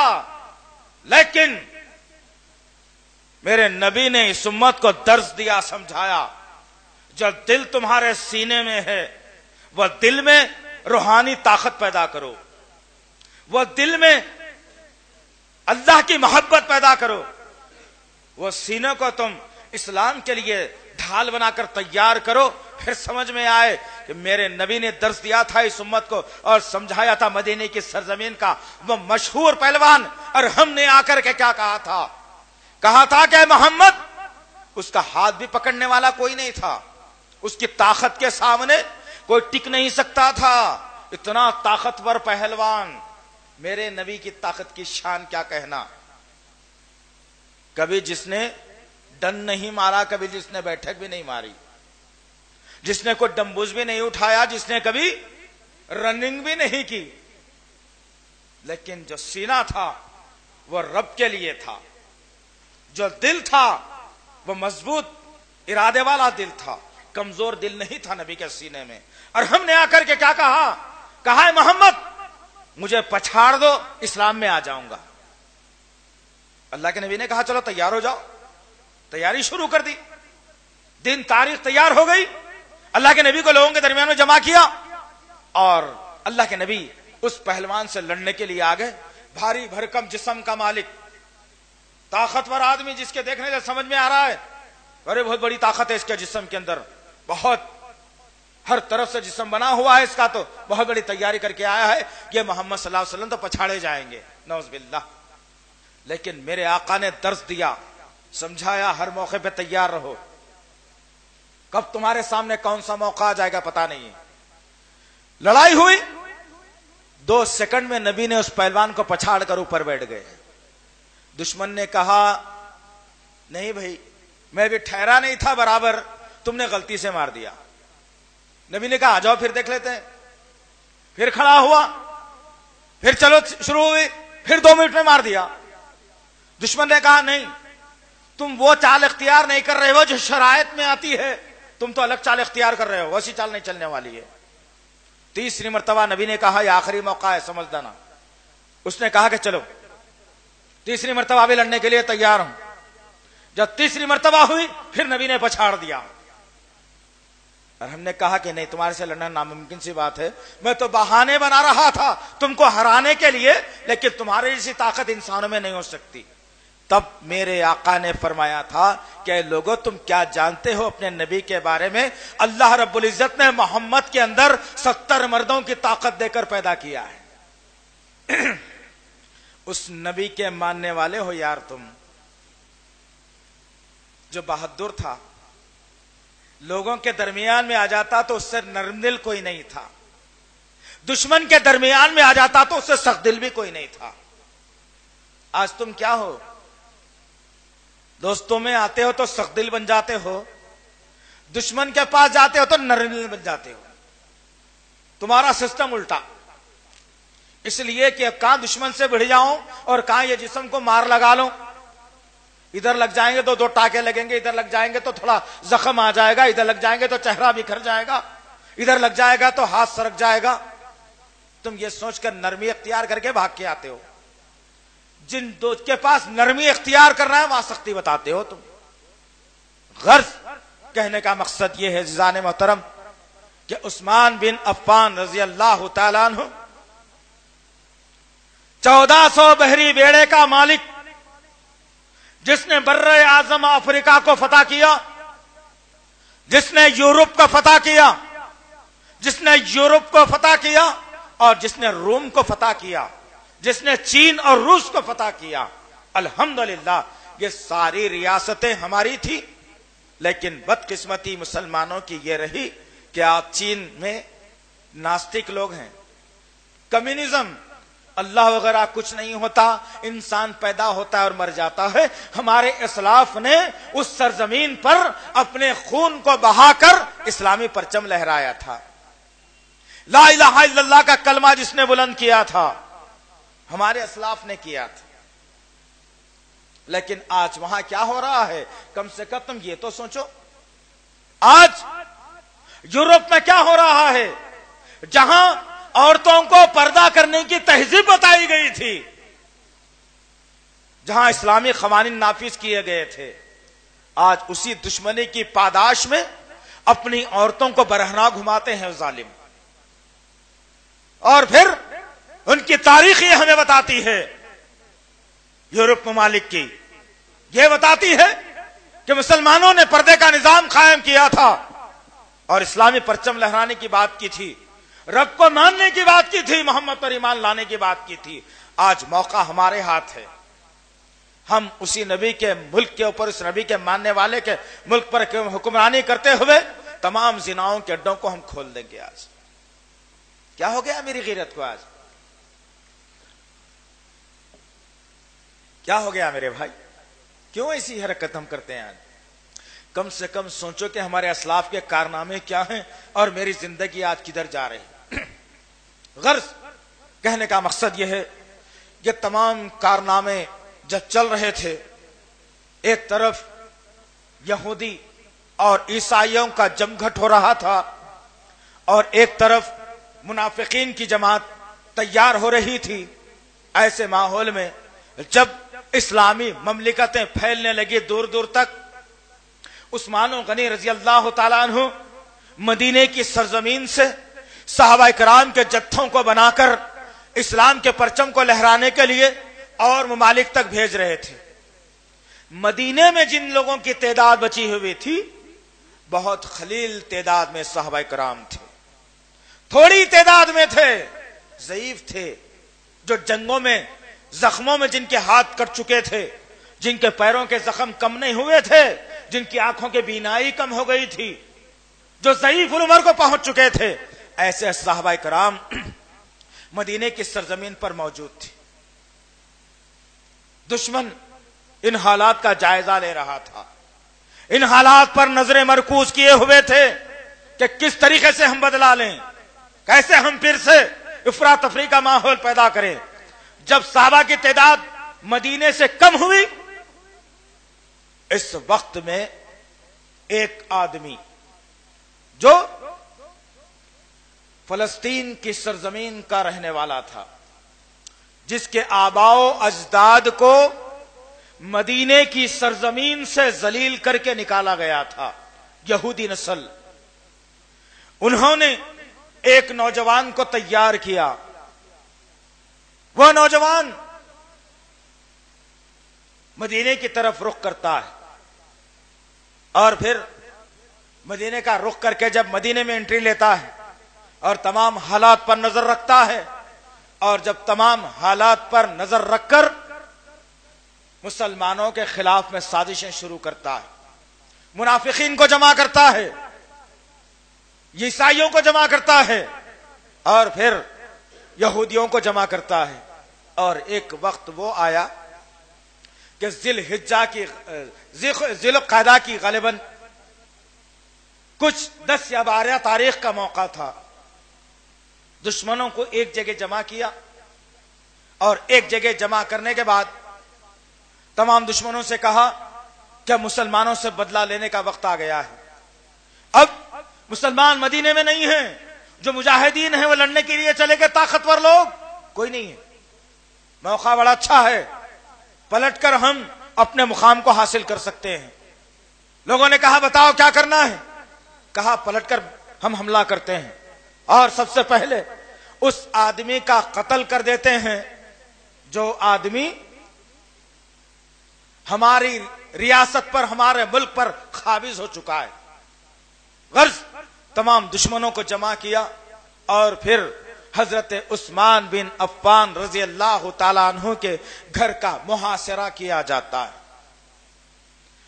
گھر کے اطراف تمام کا تمام دشمن جمع ہیں اور پھر تمام کے تمام دشمن اطراف میں پڑاؤ ڈال رہا ہے. ایک موقع وہ آ گیا کہ عثمان بن عفان رضی اللہ تعالیٰ عنہ فجر کی نماز کے لیے اپنے گھر سے نکلنا چاہتے ہیں، لیکن دشمن گھر سے باہر نکلنے نہیں دیتا اور کہتا ہے کہ تمہارا وقت ختم ہو چکا، اب تم گھر کے باہر نہیں نکل سکتے، اب تم مسجد میں جا کر نماز بھی نہیں پڑھ سکتے، تم محصور ہو چکے، تم گھیر لیے گئے ہو. عثمان بن عفان نے موقع کی نزاکت کو دیکھا، ان سے بھیڑے نہیں، گھر آ جاتے ہیں واپس اور پہلی فجر کی نماز اتنے برسوں کے اندر اپنے گھر کے اندر ادا کر لیتے. وقت گزرتا رہا، دن بدلتے رہے، دشمن کھانے پینے کے لیے پر روک لگانے لگا. جو گھر میں پانی تھا وہ پانی استعمال کرتے عثمان بن عفان رضی اللہ تعالیٰ عنہ اور آپ کی بیوی نائلہ استعمال کرتے رہتے. کچھ کھانے کا راشن تھا، دھیرے دھیرے ختم ہوتے جا رہا ہے. کچھ کم و بیش 30 دن کا عرصہ گزر گیا. 30 دن کا عرصہ مسلسل مسجد کے نبوی کی اذان وہ مرد مجاہد وقت کا خلیفہ سن رہا ہے، لیکن دشمن نماز ادا کرنے نہیں دیتا اور گھر کا پانی ختم ہونے کو آ رہا ہے اور پھر گھر کا اناج بھی ختم ہو رہا ہے. دھیرے دھیرے پانی بھی ختم ہو گیا اور اناج بھی ختم ہو گیا. دشمن گھر سے نکلنے نہیں دیتا. عثمان بن عفان رضی اللہ تعالیٰ عنہ کی بیوی کہتی ہے نائلہ کیا جی اب تو کھانے کا سامان بھی ختم ہو گیا اور پینے کے لیے پانی بھی نہیں ہے، کم سے کم آپ چھت پر چڑھ جاؤ اور دشمنوں سے کچھ بات تو کرو، کم سے کم پینے کا پانی تو مجھے میسر ہو جائے. اللہ اکبر. ذرا غور کرو میرے بھائی، ذرا غور کرو تو صحیح کہ کیا زندگی میرے اور آپ کی ہے اور یہ کیا واقعات مجھے درس دے رہے ہیں آخر. غرض عثمان بن عفان رضی اللہ تعالیٰ عنہ چھت پر چڑھ جاتے، چھت پر کھڑے ہوئے اور دشمن سے للکار کر کہتے ہیں کہ دشمنوں اتنا بھی ظلم نہ کرو، اچھا نہیں ہے. وہ مسجد جس کی تعمیر کے لیے نبی نے چندہ مانگا تھا، لیکن عثمان نے چندہ لینے سے لوگوں انکار کر دیا تھا اور عثمان نے اپنے جیب کے پیسوں سے مسجد کو تعمیر کروائی تھی. اس نبی نے جنت میں محل دینے کا وعدہ کیا تھا، آج تم مجھے اس مسجد میں نماز پڑھنے نہیں دیتے. ارے کم سے کم اتنا لحاظ کرو، میں اور میری بیوی فاقے کی زندگی گزار رہے ہیں، گھر میں پانی بھی نہیں ہے، کھانا بھی ختم ہو گیا ہے. وہ کنواں جس سے تم آج پانی استعمال کر رہے ہو، کم سے کم کچھ پانی میرے اور میرے بیوی کے استعمال کے لیے دے دو. دشمن کہتا ہے کہ ہرگز نہیں، یہ معاملہ ہونے والا نہیں، اب تم یہیں پر ختم ہونے والے ہو. عثمان غنی بار بار اصرار کرتے رہے، دشمن انکار کرتا رہا. عثمان غنی نے کیا کیا؟ ایک لمبی لکڑی کو لیا، اسے کپڑا باندھا اور دشمن کے آگے کرتے ہوئے کہا کہ کم سے کم تم پانی زیادہ نہ دینا چاہتے ہو صحیح، لیکن یہ کپڑا لے جاؤ، اس بحر روما کے کنویں میں ڈبا دو اور کچا کپڑا لا کر کے کم سے ہمیں دے دو، 2-4 خطرے ہم اپنے حلق میں جو ہے نا ڈال لیں گے. لیکن اس کے باوجود دشمن کپڑا لے کر کے ادھر ادھر ہو جاتا ہے. امت کی ماں عائشہ صدیقہ رضی اللہ تعالیٰ عنہا کو معلوم ہوتا ہے کہ میرا دھویرا داماد اس قسمہ پرسی کی حالت میں آ گیا ہے. جب وہ ایک خچر پر بیٹھ جاتی ہیں اور مشکیزہ میں پانی بھر لیتی ہیں اور خچر پر مشکیزہ لگا کر عثمان غنی کے گھر کا جب رخ کرتی ہیں، دشمن دیکھتا ہے کہ ایک عورت جس کا احترام ہے لوگوں کے پاس، نبی کی بیوی ہے ان کی، اپنے داماد کے لیے اور بہو کے لیے کھانے پینے کا انتظام کر رہی ہے. خچر کو قریب آنے دیا گیا. عائشہ صدیقہ رضی اللہ تعالیٰ خچر پر بیٹھی ہوئی ہیں اور مشکیزہ لگا ہوا ہے پانی کا. ایک دشمن اپنے ہاتھ میں تیر کو لیا اور آگے بڑھنے لگا. اما عائشہ کہتی ہیں کہ رک جائے دشمن، میرے داماد تک پانی کو مجھے پہنچانا ہے. دشمن آگے بڑھا، سب سے پہلے اس مشکیزے کو بھالا مار کر پانی زمین پر بہا دیتا ہے. اتنا ہی نہیں، اس برچھی کو لے کر کے اس خچر کی دم کے پاس جو برچھی مار دی جاتی ہے، دشمن خچر بے قابو ہوتا ہے اور عائشہ صدیقہ کو لے کر جنگل کی طرف چلا جاتا ہے. جب وہاں سے آپ گرتی ہیں تو آپ کے پیر کی ہڈی ٹوٹ جاتی ہے. اور پھر اس کے بعد پھر کوئی آدمی آگے بڑھ کر حضرت عثمان غنی کی مدد کے لیے تیار نہیں تھا. سارے منظر کو دیکھنے کے بعد عثمان غنی نے کہا، اے میری بیوی، اب ہم روزے شروع کر دیتے ہیں، روز روزہ رہیں گے انشاءاللہ. عثمان غنی نے روزوں کو شروع کر دیا. روزے رہ رہے ہیں، پیٹ میں نہ پانی کا خطرہ ہے نہ تو ایک دانہ ہے. روزوں پہ روزے رکھتے رکھتے میاں اور بیوی کو دونوں کو نقاہت آنے لگی، سر گھومنے لگا، کمزور ہونے لگے، 10 ذی الحجہ ہو گئی. دشمن محاصرے کو بڑھا رہا ہے، تیاری کر رہا ہے کہ گھر پر کیسا حملہ بولا جائے. عثمان غنی کی آواز نہیں آتی. عثمان غنی رضی اللہ تعالیٰ عنہ سحر میں اٹھتے ہیں، اللہ سے دعا کرتے ہیں کہ اللہ، نیت روزے کی کر رہا ہوں، تو ہمت اور طاقت دینا میرے پاک پروردگار. بیوی اختیار کرتی ہے یہی طریقہ. دونوں شوہر اور بیوی روزوں پہ روزے رکھ رہے ہیں. عثمان غنی رضی اللہ تعالیٰ عنہ کہتے ہیں کہ میری بیوی نگاہوں کے سامنے اندھیرا چاہ رہا ہے. اس سے پہلے کہ آنکھیں مکمل اندھیرے میں چلی جائے، میں قرآن پڑھنا چاہتا ہوں، مجھے قرآن لا کر کے دے دو. اللہ اکبر یارو، تم ذرا سوچو صحابہ نے نبی کی صحبت اختیار کر کے کیا درس دیا تھا. ایسی حالت میں جبکہ جان کا بچانا مشکل ہے لیکن قرآن کی تلاوت کا شوق بڑھ رہا ہے. آج تمہاری جوانی کہاں جا رہی ہے سوچو تو. نہ تمہیں قرآن پڑھنے آتا ہے، نہ تمہیں قرآن سیکھنے کی جستجو ہے، نہ تو قرآن سمجھتے ہو، نہ لوگوں تک قرآن کو پہنچاتے ہو. ان ماحول میں عثمان غنی نے کہا، لاؤ میں قرآن پڑھنا چاہتا ہوں. بیوی نے قرآن کو کھولا. عثمان بن عفان رضی اللہ تعالیٰ عنہ قرآن پڑھتے جا رہے ہیں. کبھی چکر آ جاتی ہے، آنکھ بند ہوتی ہے، گردن ڈھلک جاتی ہے، اچانک قرآن پر سر گر جاتا ہے. بیوی دیکھتی ہے، ہمت سے کام لیتی ہے، پھر اٹھاتی ہے، بٹھاتی ہے، کہتی ہے تم میرا ساتھ چھوڑ دو گے تو کیسا. ایسے ماحول میں، ایسے حالات میں جبکہ دشمن اطراف سے گھیرا ہوا ہے، عثمان غنی کہتے ہیں کہ اللہ ہمارے لیے کافی. وقت گزرتا رہا، دن بدلتے رہے. ایک وقت وہ آیا، 18 ذی الحجہ کا صبح کا وقت ہے. روزوں پہ روزے رکھتے رکھتے، پانی اور کھانا بند ہوتے ہوتے مکمل نقاہت عثمان غنی رضی اللہ تعالیٰ عنہ کے جسم میں اور بیوی کے جسم میں آ چکی ہے. دونوں ایک دوسرے کی ڈھارس بنا رہے ہیں، دونوں ایک دوسرے کو سنبھال رہے ہیں. عثمان غنی کہتے ہیں، اے میری بیوی ذرا قرآن تو لانا، میں پڑھنا چاہ رہا ہوں. پھر قرآن دیا گیا. بجھتی ہوئی آنکھوں سے عثمان غنی رضی اللہ تعالیٰ عنہ سورہ بقرہ کی تلاوت میں لگ جاتے ہیں. اور پھر اچانک بے ہوشی طاری ہوتی ہے، گردن ڈھلک جاتی ہے اور قرآن پر جو ہے سر ٹک جاتا ہے. بیوی آتی ہے اور ہلا کر کہتی ہے کہ اجی کیا ہو گیا، اٹھو. کافی دیر تک عثمان غنی رضی اللہ تعالی عنہ اٹھتے نہیں.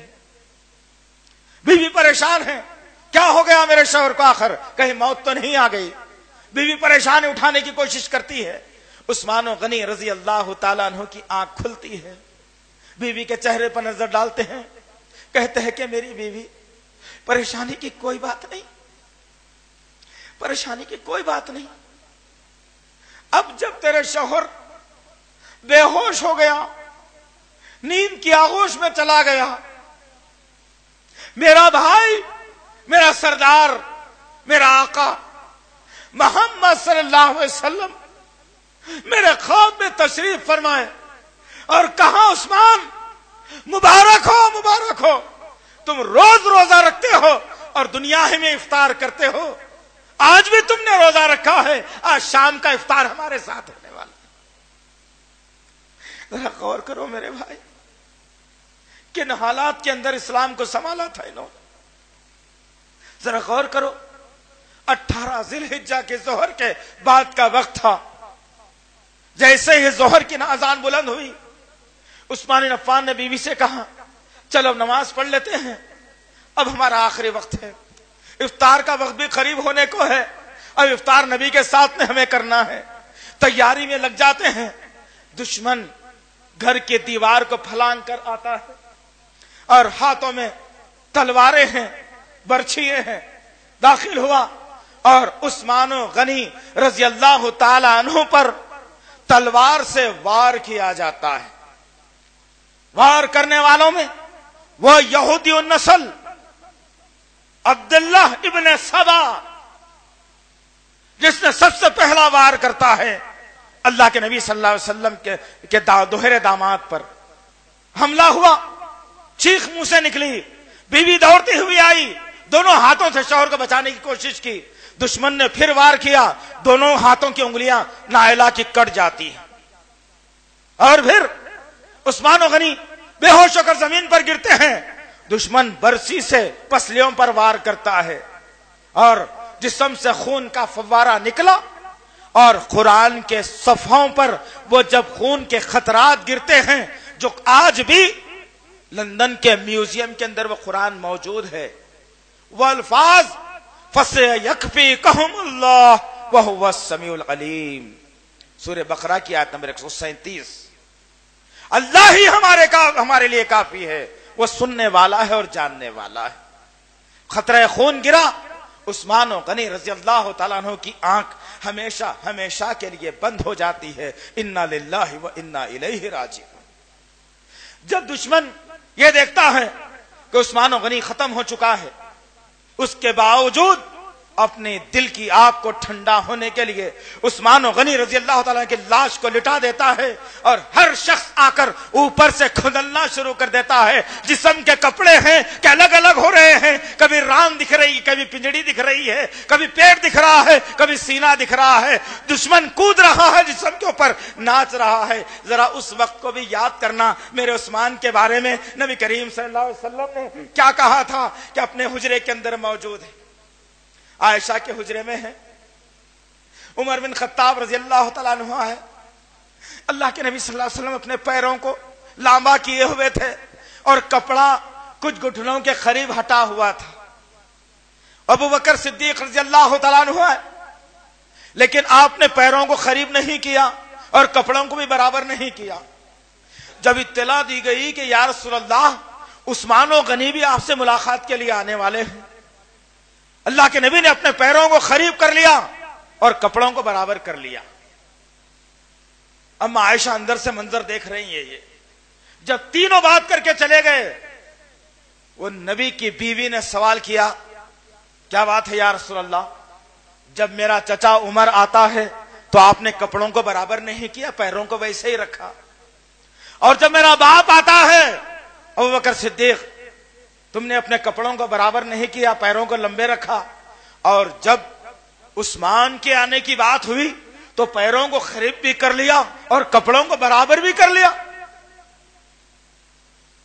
نبی کریم صلی اللہ تعالی وسلم نے کہا, اے عائشہ, تو کیا جانتی ہے میرے عثمان کے بارے میں؟ میرا عثمان تو وہ ہے وہ جو زمین پر رہتا ہے, جنت کی حوریں اس سے حیا کرتی ہیں. اللہ اکبر. یہ مقام عثمان غنی کا تھا, لیکن آج دشمن سارے جسم کے کپڑوں کو جدا کر رہا ہے. 18 ذی الحجہ کا منحوس دن ظہر سے لے کر عصر تک عثمان غنی کے خاندان سے کھیلا گیا اور آپ کو مکمل موت کے گھاٹ اتار دیا گیا. اسلام کا ایک چشم و چراغ جس نے اسلام کو طاقت دی, حوصلہ دیا, دشمن سے لڑنے کا طریقہ سکھایا, آج وہ شخص بے یار و مددگار پڑا ہوا ہے. کوئی عثمان کے لاشے کو سیدھا کرنے والا نہیں, کوئی عثمان کی تجزیہ و تکفیر کرنے کے لیے آگے بڑھنے والا نہیں. مسلسل 3 دن تک عثمان غنی رضی اللہ تعالیٰ عنہ کی لاش اسی گھر میں پڑی رہی، کوئی آ کر کے جرت نہیں کر سکا کہ ان کی لاش کو تدفین کی جائے۔ حالات جب بدلے، حضرت علی رضی اللہ تعالیٰ عنہ اور حضرت حسن اور حسین رضی اللہ تعالیٰ عنہ نے جرت مندی کا مظاہرہ کر کے حضرت عثمان غنی رضی اللہ تعالیٰ عنہ کو بقیع کے قبرستان میں تدفین کر دیتے۔ غرض کہنے کا مقصد یہ ہے عزیزان محترم، یہ تو بات سمجھ میں آ گئی کہ شہادت عثمان غنی کوئی معمولی کارنامہ نہیں ہے۔ اب سوال یہ پیدا ہوتا ہے کہ قاتل کون ہے؟ کیا وہ قاتل آج زندہ ہے؟ کیا اس قاتل کے خلاف میں بولنے کی جرت تمہارے پاس ہے؟ کیا اس قاتل کی پہچان تم کر سکتے ہو؟ کیا اس قاتل کا مقابلہ تم آج کر سکتے ہو؟ تمہارے اندر کی یہ اہمیت ختم ہو گئی دوستو۔ ایمان کتابوں میں اچھا لگتا ہے، ایمان تحاریر میں اچھا لگتا ہے، ایمان خیرت میں بڑا اچھا لگتا ہے، ایمان قرآن میں بڑا اچھا لگتا ہے، ایمان احادیث کی لکھی ہوئی کتاب میں بڑا اچھا لگتا ہے، ایمان زبان کی نوک پر بڑا اچھا لگتا ہے، لیکن ایمان عمل کے میدان میں بڑا برا لگتا ہے۔ اگر مسلمان اس ایمان کو عملی میدان میں انشاءاللہ لا لے تو انشاءاللہ العزیز پھر کبھی گائے کے کاٹنے پر روک نہیں لگے گی انشاءاللہ۔ پھر کسی شام جیسی سرزمین کی صورتحال کو اور ملک دیکھنا نہیں پڑے گا انشاءاللہ۔ مصر کی سرزمین پر ہمارا خون نہیں بہے گا انشاءاللہ۔ افغان کی سرزمین پر ذلالت کو جھیلنا نہیں پڑے گا انشاءاللہ۔ یہ کب ہوگا؟ تب مسلمان ایمان کی حرارت کو اپنے سینے میں بسائیں، تب ہوگا۔ ایمان زبان کے دعوے کا نام نہیں ہے دوستو، یاد رکھ لو۔ کبھی زبان سے ساری زندگی لا الہ کہہ لو، لیکن تم عمل پر نہیں آتے تو وہ زندگی تمہاری بیکار ہے۔ قیامت میں شرمندگی کا سامنا کرنا پڑے گا۔ اور آج وہ دشمن امریکہ کا پٹھو بن کر، اسرائیل کا دوست بن کر، ہمارے ملک پر حکمرانی کر کے آج ہمیں بیوقوف بنانے کی کوشش کر رہا ہے۔ معلوم ہے کیا ہوا؟ ابھی تم تو کچھ نہیں یاد رکھتے دوست۔ تم کو سلمان خان کا اچھا چہرہ بھی یاد ہے، اور تم کو ایشوریا کی خوبصورتی بھی یاد ہے، تم کو بھانگڑا بھی یاد ہے، تم کو مرفے میں کمر کیسا ہلانا بھی یاد ہے، ولیمے میں کتنے پکوان کرنا بھی یاد ہے۔ وہ شیروانی رہنے دو یا کرتا رہنے دو، نام بدل کر پہن لینا بھی یاد ہے۔ چہرے سے نبی کی سنت کو اجاڑ دینا بھی یاد ہے، پینچوں کو ٹخنے کے نیچے لٹکانا بھی یاد ہے، تم کو اللہ کے علاوہ غیر اللہ کے سر پر جھکانا بھی یاد ہے۔ نبی کا نام آیا تو درود پڑھنے کے بجائے انگوٹھوں کو چومنا بھی یاد ہے۔ گھر میں پریشانی آئے تو قرآن خوانی کرانا بھی یاد ہے، قرآن یاد کرنا یاد نہیں۔ کتنی مثالیں دوں میں آپ کے سامنے، کتنی باتیں بتاؤں میں آپ کے سامنے، سب کچھ یاد ہے تمہیں، لیکن ہمارا ملک، ہم ایران ہمارے ہاتھ سے چلا گیا۔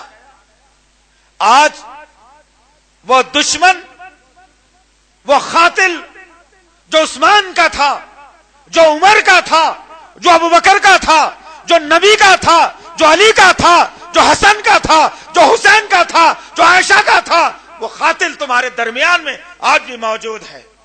اس قاتل کے خلاف میں تم کبھی جاننے کی کوشش نہیں کی۔ بتا دوں تمہیں میں آج وہ قاتل بھی کون ہے آخر۔ عبداللہ ابن سبا کی ٹولی کا سرغنہ، عبداللہ ابن سبا جو یہودی نسل تھا، اپنے آپ کو جس نے مسلمانوں کا چولا اتار کر اڑا کر مسلمانوں کے صفوں میں داخل کیا تھا، جس کو خارجی کہا جاتا ہے، وہی خارجی فرقہ جو ازل سے اسلام کے اندر دشمنی پیدا کرتا رہا، منافقین کا ساتھ دیتا رہا، عبداللہ بن ابی کی ٹولی میں جس نے ساتھ دیا تھا،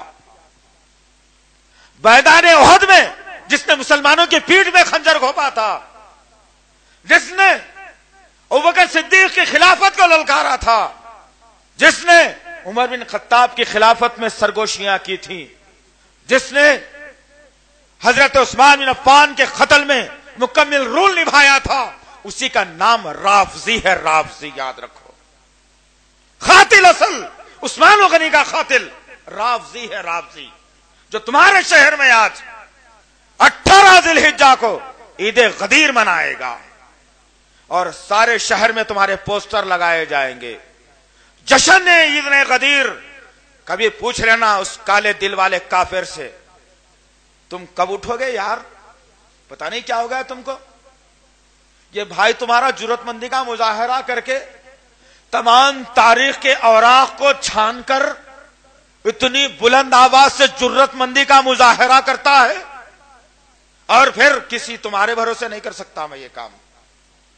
مجھے معلوم ہے کوئی قوم کسی کا ساتھ نہیں دے سکتی، لیکن رب کائنات سب کا ساتھ دیتا ہے جو حق پرست ہوتا ہے۔ انشاءاللہ میں اسی کے سہارے کہتا ہوں دوست، لیکن خوشی جستجو ہوتی ہے، ایک تڑپ یہ پیدا ہوتی ہے کہ میرے بھائی سننے کے بعد کم سے کم اپنے پیروں پر کھڑے ہو کر للکاریں تو صحیح کبھی۔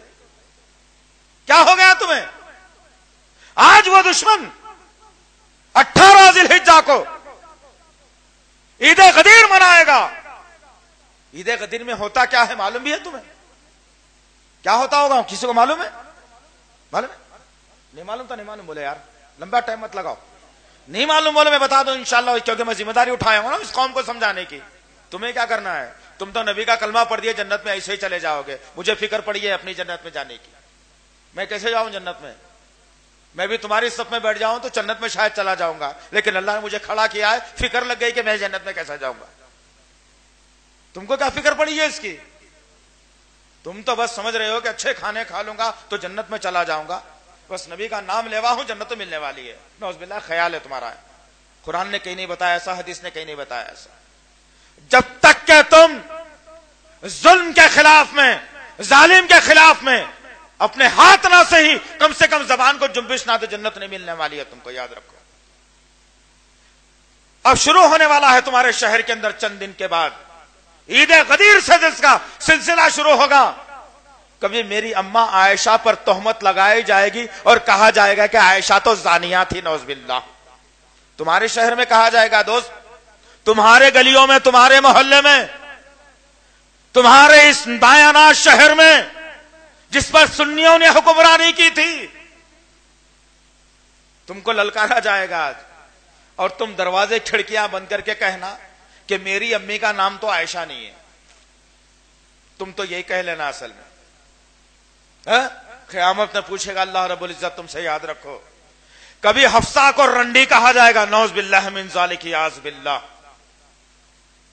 کبھی نبی کو دھوکہ دہی کہا جائے گا، دھوکہ دینے والا آدمی، نعوذ باللہ۔ کیسا دھوکہ یہ بھی بیان کیا جائے گا۔ ساری چیزیں بتلا رہا ہوں، کبھی کان کھول کے سن لینا جا کر کے انشاءاللہ العزیز۔ اتنی سی قوم، پورے حیدرآباد کے سنی اگر رات کو زیادہ پانی پی لے اور صبح میں ارادہ کریں کہ ساروں کے سارے گھروں پر پیشاب کر دیں تو سنیوں کے پیشاب سے آبادی ختم ہو جائے گی ان کے انشاءاللہ۔ لیکن تمہارے سنیوں کے پیشاب میں اتنی طاقت بھی نہیں رہی کہ تم گردے کے مریض بن چکے ہو۔ تمہارے کڈنیاں بدلنا ہے، کڈنیاں تمہارے، جب وہ دھار والا تیز پیشاب کر کے دشمن کا خاتمہ کرو گے تم یارو۔ دل تڑپتا ہے اندر سے، میری ماں کو گالی دی جائے اور میں کان سے سنتا رہوں، میری بہن کو برا بولا جائے اور میں سنتا رہوں، میرے نبی کے ذریعے سے مجھے جنت ملنے والی ہے، اس نبی کو داغدار اور غدار کہا جائے میں سنتا رہوں۔ میرا عمر جس نے اسلام کی باغ ڈور کو دشمنوں کے درمیان میں سنبھالا تھا، آج اس کے نام کو پیروں کے تلے کچل دیا جائے میں بحث برداشت کرتا رہوں۔ تم سوچو کیا زندگی ہے تمہاری آقا۔ میرا کام تو تم کو صاف طور پہ بتا دینا ہے دوست۔ نبی کے متعلق لکھا گیا، کہا گیا، جبرائیل جب وحی لے کر کے آیا، اللہ نے کہا کہ میرا مایہ ناز بندہ دنیا میں ہے، اسے لے جاؤ اور یہ وحی دو، نبوت کا اعلان کرنے کے لیے کہو۔ جبرائیل وحی لے کر کے آیا اور دیکھتا کیا ہے کہ حضرت علی سو رہے ہیں۔ تو جبرائیل کی جرت نہیں ہوئی کہ علی کو اٹھانے کی، پلٹ کر جا رہا تھا جبرائیل، راستے میں محمد صلی اللہ علیہ وسلم کی ملاقات ہو گئی اور جبرائیل کہتا ہے کہ دیکھو اللہ نے یہ وحی بھیجی ہے، اس علی کے نام وہ نیک اللہ کا بندہ سو رہا ہے، میں کیسے جگاؤں؟ یہ امانت میں تمہارے پاس رکھا کے جا رہا ہوں، جب وہ نیک بندہ اٹھے تو اسے دے دینا۔ لکھتا ہے سیرت یعقوبی کے اندر، یاد رکھ لو اس بات کو، کہاں تم یارو، کدھر ہو تمہاری زندگی، کیا ہو گیا تمہیں؟ لکھتا ہے کہ نبی کو وہ بات اتنی پسند آ گئی محمد کو، علی کے اٹھنے کے بعد انہیں نہیں دیا، اپنے پاس ہی رکھ لیا، غابض بن گئے، نعوذ باللہ من ذالک، یاذ باللہ۔ تم برداشت کرو گے یہ بات؟ ارے بولو یار، ارے کم سے کم جواب تو دینے کے قابل بنو۔ پھر کیا ہو رہا ہے تمہارے شہر میں؟ یہ نبی پر تہمت لگا دی جائے، اماں عائشہ پر تہمت لگا دی جائے، وہی قاتل اصل ہے، وہی اصل قاتل ہے عثمان غنی رضی اللہ تعالیٰ عنہ کا، وہی اصل قاتل ہے عمر بن خطاب کے جو قتل میں، وہی اصل قاتل ہے حضرت مسلم بن عقیل کا، وہی اصل قاتل ہے حضرت حسین رضی اللہ تعالیٰ عنہ کا۔ اور آج وہ قاتل تمہیں چیلنج کر رہا ہے اور تم سن رہے ہو مجھے کیا کرنا ہے؟ بھئی میرا مطلب ہے کیا، میں تو چلا۔ تمہارا عالم تو یہ ہو چکا ہے، عید غدیر کو ایک واہیات قسم کا جشن منایا جاتا ہے۔ میری ماں بہنوں، تم اگر سن رہی ہیں تو سنو، تم کو یہ معلوم ہونا ہے، تم تو اتنے لاپرواہ ہو اسلام سے متعلق، اور تم کو ایسا گمراہ بنا دیا گیا کہ تم مظلوم بھی ہو، نہ تو تم جمعے کا خطبہ سننے کے لیے آتی ہو، نہ تو تم عیدین کے خطبے میں شامل ہوتی ہو، نہ تو تم کسی بڑے عالم کا خطبہ سماعت کر سکتی ہو، نہ تو تم اپنے گھروں کے اندر کبھی سماعت قرآن یا کبھی تم احادیث کے درس میں شریک ہو سکتی ہو۔ بس تم کو یہ سمجھا دیا گیا کہ بس تم اب گھر میں ہی رہنا ہے، تمہاری زندگی گھر کے حوالے۔ تم کہاں سنتی ہو، کیا سنتی ہو تم؟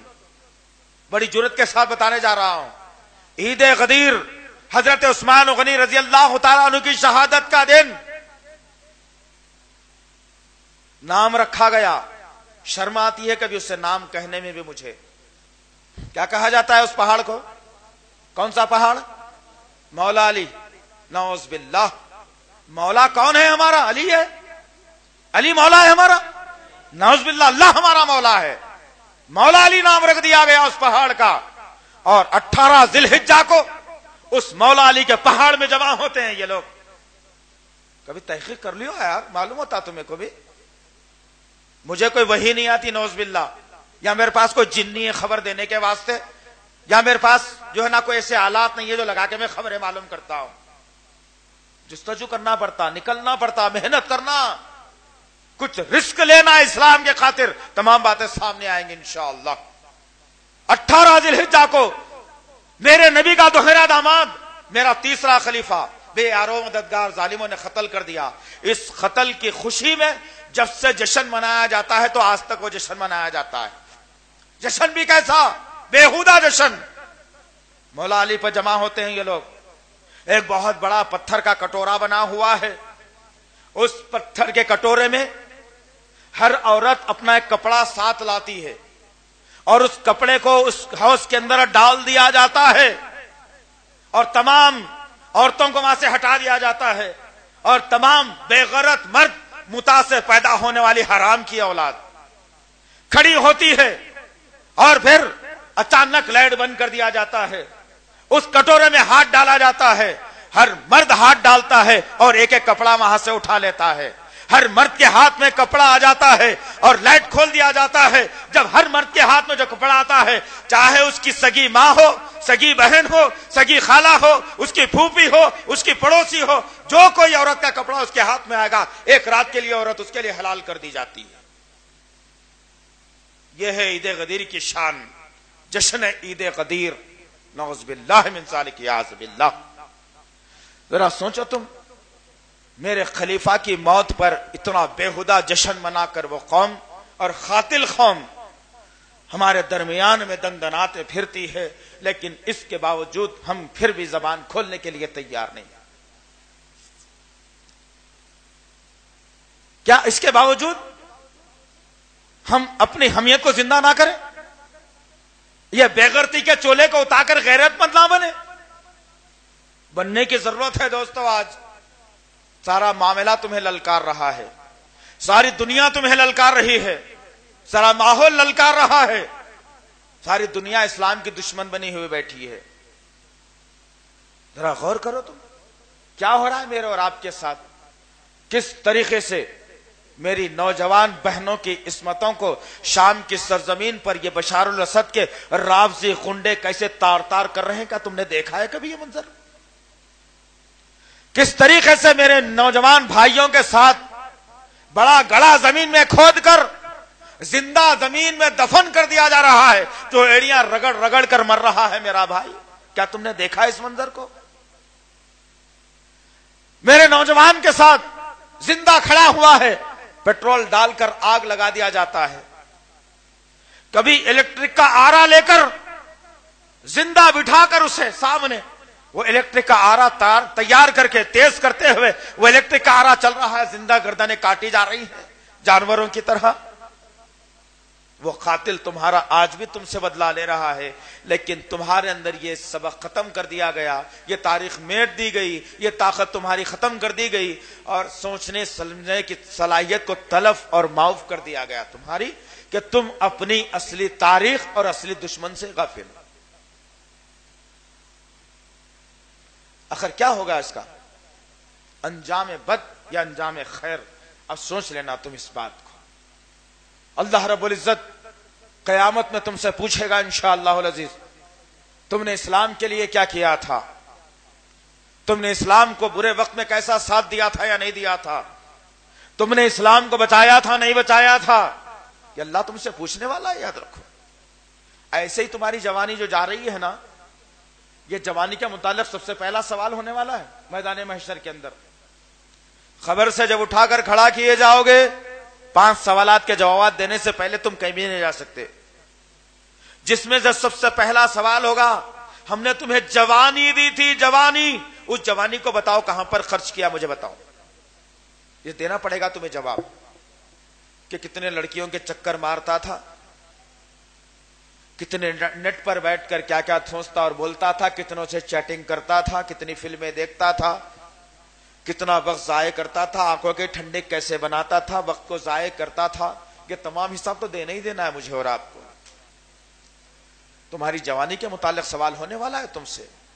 جب تک تم سوال کا جواب نہیں دو گے، برسا برس تمہارے قدم ہل نہیں سکیں گے، وہیں اٹکنا پڑے گا تمہیں، یا پلٹ کر جہنم بتا دی جائے گی، تم فیل ہو گئے، جہنم میں جانے والے تم۔ اب تمہاری مرضی ہے، تم جو چاہے راستہ اختیار کرو۔ تم یہ جوانی کو اللہ کے راستے میں لگا کر اللہ کی خوشنودی حاصل کر کے جنت حاصل کرنا چاہتے ہو، یا اللہ کی مخالفت مول کر جہنم میں جانا چاہتے ہو، تمہارے ہاتھ میں ہے میرے بھائی، یہ تمہارے ہاتھ میں ہے۔ یاد کرو اپنے اسلاف کی تاریخ کو، کیا ہو گیا تمہیں آخر۔ اور پھر اب شروع ہوگا واویلا۔ 18 ذی الحجہ سے لے کر صفر کے مہینے تک لعن طعن کیا جائے گا۔ کبھی عمر کو برا کہا جائے گا تو کبھی ابوبکر کی دھجیاں نکالی جائیں گی، کبھی عثمان و غنی کی عزت کو اچھالا جائے گا تو کبھی عائشہ اور حفصہ کی عزت کو بازار میں لایا جائے گا۔ سوچو تم، یہ شروع ہونے والا 18 ذی الحجہ سے، بنیاد ڈالی جائے گی تمام صحابہ کی مخالفت کرنے کے لیے۔ ایک ناجائز اولاد حقیقی طور پر کلمے کو سمجھنے والی قوم کے خلاف میں بولے، کیا وہ جنتی ہیں تم جنتی ہو؟ بولو یار، جنت میں تو مسلمان ہی جائیں گے نا انشاءاللہ العزیز۔ اب اس کا ثبوت یہ مل رہا ہے کہ جنت میں بولو وہ جنتی ہیں، تم جنتی ہو بولنے کے لیے بھی ڈر رہے ہو، اس کا مطلب ہے کہ جنت میں جانا ہی نہیں ہے ہمارے کو۔ ایسا ہی ہے کیا؟ معاملہ تو ایسے ہی دکھ رہا، بولنے کے لیے بھی ڈرتے ہم لوگ، سوال کرتے جواب دینے کے واسطے پریشان ہم، کون سی گلی میں سے بھاگو، رستہ اتنے رہتا پھر بھی بھاگنے کے چکر میں رہتے۔ یہ حال تو مسلمانوں کا ہے یارو، افسوس، صد افسوس۔ غور کرو تم، اب تک تمہارے ذہن میں شاید 18 ذوالحجہ کا منظر، پس منظر، وہ تاریخ تمہیں یاد نہ تھی ہوگی، اور قاتل کون تھا عثمان غنی کا وہ بھی تمہیں نامعلوم تھا ہوگا، لیکن آج کے دن تمہیں یہ بات تو معلوم ہو چکی ہے، ضرور معلوم ہوئی نا بھی؟ کتنے لوگوں کو معلوم ہوئی؟ سب کو معلوم ہے؟ ماشاء اللہ العزیز، چلو معلوم ہو گئی۔ اب مثال کے طور پہ میں اگر یہ بول دیا یہاں پہ ٹھہر کے کہ 10,000 روپے لگانا ہے اور روزانہ 2,000 روپے کمانا ہے، ایک بزنس ہے، وہ بزنس کے بارے میں بھی بتا دیا میں کھول کھول کے پورے طریقے سے، مثال دے رہا ہوں، صحیح نہیں ہے کہ صحیح سمجھ کے بعد میں میرے سے ملیں گے، مثال دے رہا ہوں خالی۔ اگر میں یہ بتا دیا کسی کو کہ 10,000 روپے لگانا ہے، 2,000 روپے کی روز کی آمدنی ہے، اور بزنس کے بارے میں پورا خلاصہ بتا دیا، اب معلوم ہونے کے بعد میں بزنس چھوڑ دیتے کرتے؟ ارے بولو، ارے تحلو نہیں کرتے؟ کرتے نا؟ یہ بھی بات معلوم ہونے کے بعد کیا کرنا ہے؟ یہ نہیں ہو سکتا، یہ نکو بولو بھائی۔ اب یہ بولے تو کہاں بازار میں آئیں گے، لوگوں کے گالیاں کھائیں گے، کہاں پڑوسی سے دشمنی مول لیں گے، کہاں خاندان میں واویلا کر لیں گے بھائی۔ پہلے ایک اللہ کو مانو بولے تو لوگ خاندانوں میں دنیا کا بگاڑ ہو رہا، اب یہ باتیں بولیں گے تو اور بھی پریشانی ہے، جی لینے دو بھائی تھوڑے دن اور، آگے کو پریشانی میں ڈال رہے بولے، اسی بات ہے یہ نہیں ہوتا استاد، نہیں چلنے والا ایسا۔ اسلام والے ہو تم، مسلمان ہو تم، نبی کے کلمہ پڑھنے والے ہو تم، جنت میں جانے کا شوق ہے تمہیں، جہنم سے بچنے کا خوف ہے تمہیں، قرآن کے شہدائی ہو تم، نبی کے سیرت پڑھنے والے ہو تم، احادیث کو ماننے والے ہو تم، لیکن عثمان غنی رضی اللہ تعالیٰ عنہ کے کم سے کم ایک صحابی کے جیسا اپنے اندر جذبہ پیدا کرو۔ بات سمجھ میں آ رہی نا؟ جیسا کہ عثمان غنی رضی اللہ عنہ نے کیا کہا، اللہ کے نبی نے کہا 100 اونٹ دینا ہے، عثمان غنی کیا کرے، جا کے حساب کرے گا گھر میں، 100 اونٹ کے کتنے پیسے ہوتے ہوں گے، 5,000 سے ایک ملا تو اتنے ہوتے ہوں گے، 4,000 سے ملا تو اتنے ہوتے ہوں گے، اور 2,000 نہیں بھائی 4,000 بہت ہو جا رہے ہیں جی پیسے، چپ تو بھی وعدہ کر لے کے آ گیا، اب گئے تو شرمندگی، نہیں گئے تو بھی بیکار کا نام بدنام ہوتا، حساب کر لیتے، نہیں بیٹھے انہوں کیا کرے، کھڑے ہو کے بولے میں دے رہا ہوں، بولے میرے گھر میں ہے کہ نہیں کی بات کی بات ہے، میں دے رہا ہوں، بولے نہیں بولے، یہاں پوچھے تو جواب دینے پریشان ہے خالی یہ قوم، پھر نبی کے چاہنے والے ہیں تم نا، یہ کئی کو ہوا معلوم؟ اسلام کی محبت نہیں ہے ہمارے سینوں میں، واقعی بتا رہا ہوں میں آپ کو، اسلام سے اگر محبت ہو جاتی تو پورے مسلمانوں کے چہرے، ناک، کان، آنکھ الگ ہوتی، خد لمبا یا گڈھا ہوتا، جسم موٹا یا دبلا ہوتا، لیکن ہر چہرے پر داڑھی ہوتی، اسلام سے اگر محبت ہوتی ہر چہرے پر بہترین داڑھی ہوتی، دشمن جسے دیکھ کر خوف کھا جاتا کہ یہ مسلمان پیدا ہو گئے بھائی، اب ڈرنے کا وقت آ گیا ہمارا، بولتا ہوں مسلمان کہیں کو نہیں ڈر رہا، شکیل بھائی کے تو ایک چہرہ الگ رہتا، مصطفیٰ بھائی کے تو چہرہ ایک الگ رہتا، انہیں بولتا شکیل بھائی سے ڈر لگ رہا تھا بھائی، داڑھی والے خطرناک ہوتے ہوئے، اب مصطفیٰ بھائی بیچارے کلین شیو، بہترین، چکنے، مچھیاں نہیں، داڑھی نہیں، اب انہوں گئے تو نہیں، بولتا ارے انہوں ہے ڈرنے کی کیا بات ہے بھائی، ان کو تو یوں پھرا سکتا ہوں، بولتا تو مسلمانوں کی سیرت ہی ڈپلیکیٹ ہو گئی پوری اب یہ، تو اسلام کو اگر چاہنا ہو تو اس کے کچھ کیٹیگریز پہ عمل کرنا پڑتا، تو اسلام کی چاہت کا مظاہرہ ہوتا، نہیں تو اس کے بعد کیا ہوتا معلوم؟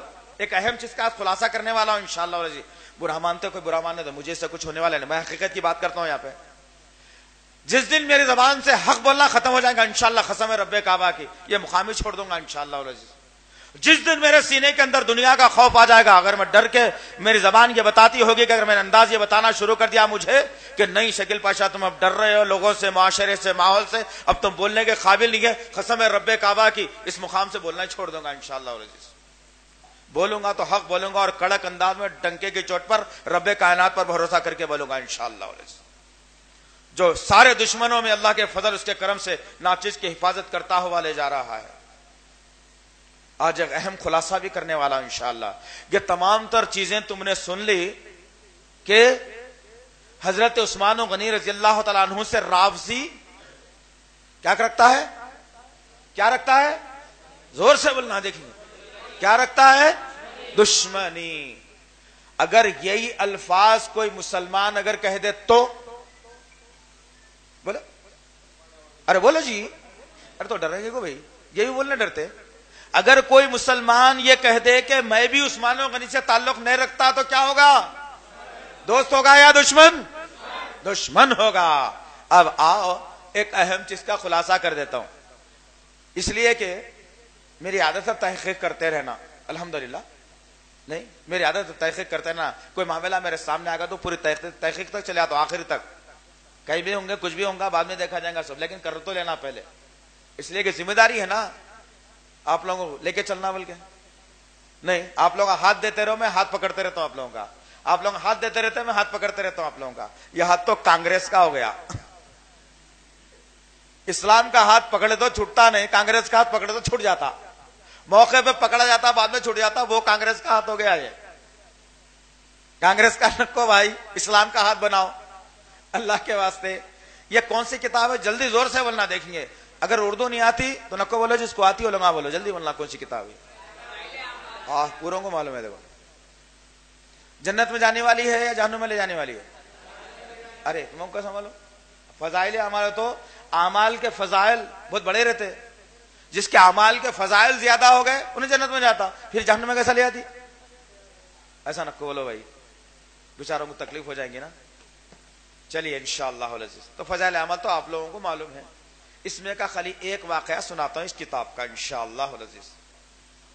سنا دو, اس لیے سنا رہا ہوں کہ آج کی ٹاپک سے ریلیٹڈ ہے بات, یہ اس واسطے سنا رہا ہوں, ورنہ کوئی غرض نہیں تھی کتاب کی. پھر کبھی دیکھتے تھے اس کو اپن, پھر کبھی دیکھیں گے اس کا تاریخی مطالعہ پورا انشاءاللہ. پورا ارادہ کر رہا ہوں, کچھ خامیاں میرے اندر ہیں جو مکمل مطالعہ میں وہ زمانہ ہوگا کر کے, کافی دن ہو گیا, اب تو نہیں کر کے کافی دن ہو گیا, اس لیے پھر شروع سے ریوائز رکھا ہوں اس کا انشاءاللہ. اور پھر اس کے بعد ایسے ہی اس کا جنازہ بھی نکالیں گے انشاءاللہ العزیز. ٹھیک ہے, تو آئیے انشاءاللہ تعالی آج کی ٹاپک سے ریلیٹڈ ہے, اسی لیے اس کتاب سے ایک واقعہ سنا رہا ہوں. ابھی آپ نے کہا کہ عثمان غنی رضی اللہ تعالیٰ عنہ سے اگر کوئی کہے کہ میں محبت نہیں رکھتا, ان سے تعلق نہیں رکھتا, تو وہ دشمن ہو سکتا ہے, دوست نہیں ہو سکتا ہے. چلیے انشاءاللہ اس واقعے کو سننے کے بعد آپ فیصلہ کر لینا, میں بہت زیادہ نہیں بولنا چاہ رہا ہوں, وقت بھی زیادہ اور انشاءاللہ تعالی. ٹھیک ہے, سنیے. فضائل درود, اس میں بہت سارے سبق ہیں نا, فضائل نماز, فضائل تبلیغ, فضائل فلانا فلانا امکا ڈمکا, پتہ نہیں کیا کیا ہے. انہی میں سے جو ہے ایک سبجیکٹ ہے, سبق ہے, جس کا نام ہے فضائل درود. فضائل درود کے صفحے نمبر 113 پہ, صفحہ نمبر 113 کے اوپر ایک واقعہ ہے, وہ پڑھ کے سنایا تو پہلے پورا, اگر سمجھ میں نہیں آتا واللہ ہم کو سمجھ میں نہیں آتا پھر بتا دو اللہ کے واسطے. ٹھیک ہے انشاءاللہ, پڑھیے, میں پڑھ دوں گا انشاءاللہ, سنیے آپ. ایک صاحب ایک واقعہ اپنا لکھتے ہوئے آ رہے ہیں, انہوں نے لکھا کہ حضور اقدس صلی اللہ علیہ وسلم نے مجھے خواب میں ایک روٹی دی. حضرت شیخین وغیرہ بھی تشریف فرماتے. شیخین سے مراد کس کو لے رہے ہیں معلوم آپ کو؟ حضرت ابوبکر اور حضرت عمر کو لے رہے ہیں. شیخین, بات سمجھ میں رکھنا انشاءاللہ. حضرت شیخین وغیرہ بھی تشریف فرماتے. حضرت ابوبکر صدیق رضی اللہ تعالیٰ عنہ نے فرمایا الہدایہ مشترکہ, یعنی جو روٹی کا ٹکڑا تمہارے پاس آیا ہے وہ روٹی کے ٹکڑے میں سے مجھے بھی کچھ شامل کر لو. ٹھیک ہے, تو یہ صاحب لکھنے والے لکھتے ہیں میں نے روٹی ان کے سامنے کر دی, انہوں نے روٹی کا ٹکڑا توڑ لیا. اب پھر عمر بن خطاب رضی اللہ عنہ نے فرمایا الہدایہ مشترکہ, مجھے بھی اس روٹی میں سے کچھ حصہ دار بنا لو. تو میں نے روٹی ان کے سامنے کر دی, انہوں نے بھی روٹی کا ٹکڑا توڑ لیا. پھر حضرت عثمان نے فرمایا, بات ذرا غور سے سننا, بہت کام کی بات ہے انشاءاللہ, بات سمجھ میں آ جائے گا کہ سنیوں نے بھی کچھ شیعت اور رافضیت کا لباس اوڑھ کر اسلام کو کیسے دبے پاؤ نقصان پہنچا رہا ہے, یہ بتانا مقصد ہے. اصل میں کسی کے خلاف میں اکسا نہیں رہا ہوں آپ کو, لیکن بتانا مقصد ہے. حق اسی کو کہا گیا ہے, قل جاء الحق وزهق الباطل ان الباطل کان زهوقا انشاءاللہ. پھر حضرت عثمان نے فرمایا الہدایہ مشترکہ, مجھے بھی روٹی کے ٹکڑے میں شامل کر لو. اب یہ کتاب لکھنے والا آدمی کہتا ہے کہ میں نے عرض کیا کہ اگر یہی الہدایہ مشترکہ رہا, روٹی تو اسی طرح تقسیم ہو جائے گی, مجھ فقیر کے پاس کیا بچے گا. پھر لکھتا ہے آگے کہ لیکن حضرت کی ایک دوسری اور کتاب ہے انفاس العارفین میں کچھ اور بھی تفصیل ہے. وہ یہ کہتے ہیں کہ میں نے سونے سے اٹھنے کے بعد اس پر غور کیا کہ کیا وجہ ہے کہ ابوبکر روٹی مانگے تو دے دیا, عمر بھی روٹی مانگے تو دے دیا, ابوبکر نے بھی روٹی مانگے تو دے دیا, ابو بکر نے بھی روٹی مانگے تو دے دیا, عثمان نے روٹی مانگے تو کیوں نہیں دیا؟ اس پر غور کر رہے ہیں ان میں سے خواب میں سے اٹھ کے. تو اب کیا لکھ رہا دیکھو اس کے بعد میں بے خوف. کیا وجہ ہے کہ حضرات شیخین کے کہنے پر تو میں نے روٹی ان کے سامنے کر دی, اور حضرت عثمان رضی اللہ تعالیٰ عنہ فرمانے پر میں نے انکار کر دیا. میرے ذہن میں اس کی وجہ آئی. اب یہاں غور کرو یارو, کیا زندگی ہے, کسی چیز میں پورے نہیں ہے مسلمان اصل میں. افسوس, نہ قرآن پڑھ سکے, نہ حدیث پڑھ سکے, نہ یا دشمنوں کی سازشوں کو پڑھ سکے. افسوس کا مقام ہے. اب دیکھیں کیا لکھتا ہے کہ سامنے کر دی, اور حضرت عثمان رضی اللہ عنہ کے کہنے فرمانے پر انکار کر دیا. میرے ذہن میں اس کی وجہ سے یہ بات آئی کہ میری نسبت نقش بندیا ابو بکر صدیق سے ہے. نعوذ باللہ, کیا ابو بکر صدیق نقش بندیا تھے؟ ارے بولو یار, نعوذ باللہ من ذالک, اتنی بڑی تہمت ابو بکر صدیق کے اوپر. دیکھو اب کیا کہتا ہے بندہ کہ میری نسبت نقش بندیا حضرت صدیق اکبر رضی اللہ تعالیٰ سے ملتی ہے, اور میرا سلسلہ نسب حضرت عمر سے جا ملتا ہے. اسی لیے ان دونوں کے سامنے تو مجھے انکار کرنے کی جرت نہیں ہوئی. لیکن اور حضرت عثمان رضی اللہ تعالی عنہ سے نہ تو میرا سلسلہ سلوک ملتا ہے, نہ تو میرا سلسلہ نسب ملتا ہے, اس لیے میں ان کو روٹی دینے سے انکار کر دیا. یہ مسلمانی ہے؟ ارے جس کا عثمان و غنی سے کوئی تعلق ہی نہ ہو, مسلمان کیسے ہو سکتا ہے؟ اور یہی کتاب آج تمہارے ممبروں پر موجود ہے. قرآن کو ہٹا دیا گیا, یہ کتاب کو لا کر رکھ دیا گیا. بیچارہ میں مسلمان, میرے کو اسلام سے کیا محبت. میں داخل ہوا مسجد کے اندر, دیکھا کون سی کتاب ہے کہ لاؤ بھائی تھوڑا پڑھ تو لیں گے, کون سی کی کیا نہیں کی. اب وہ کتاب نکالتا گیا, پڑھتا گیا, پڑھتا گیا, پڑھتا گیا, اور پھر پہلے سے ہی ایمان خالی تھا, یہ پڑھنے کے بعد اور خالی ہوگا. اب یہ خالی ہونے کے بعد ہر خالی زمین پہ لینڈ گرابرز کا قبضہ ہو جاتا. تو جس کے ایمان میں جو ہے خالی ہو جاتا, بڑا لینڈ گرابر شیطان انہیں آ کے قبضہ کر لیتا. اب قبضہ کر کے خواباں دلا کے بولتا تمہارے جیسا متقی کوئی بھی نہیں ہے. دیکھو اس سے پہلے تم نماز نہیں پڑھتے تھے, اب نماز پڑھنا شروع کر دیا. نماز پڑھو, نماز پڑھو, نماز پڑھو, نماز پڑھو. 3 دن نکلو نماز پڑھو, 40 دن نکلو نماز پڑھو, 6 مہینے نکلو نماز پڑھو. کبھی جارڈن چلے جاؤ, کبھی ساؤتھ افریقہ چلے جاؤ, کبھی لندن چلے جاؤ, کبھی پیرس چلے جاؤ, نماز پڑھو, نماز پڑھو. تمہارا تعلق ہی نہیں ہے عثمان و غنی سے, تو تم نماز پڑھ کے کیا کرتے یارو؟ تمہارا نسب بھی نہیں لگتا, سلوک نہیں لگتا, کوئی تعلق نہیں رکھتے تو عثمان و غنی سے. ہم رکھتے الحمدللہ, فخر سے کہیں گے. پوری دنیا مل کر کے ایک طرف آ جائے, ہم کہیں گے بالکل ہمارا تعلق عثمان و غنی سے رہے گا, اور انشاءاللہ جب تک سانس ہے جب تک رہے گا انشاءاللہ.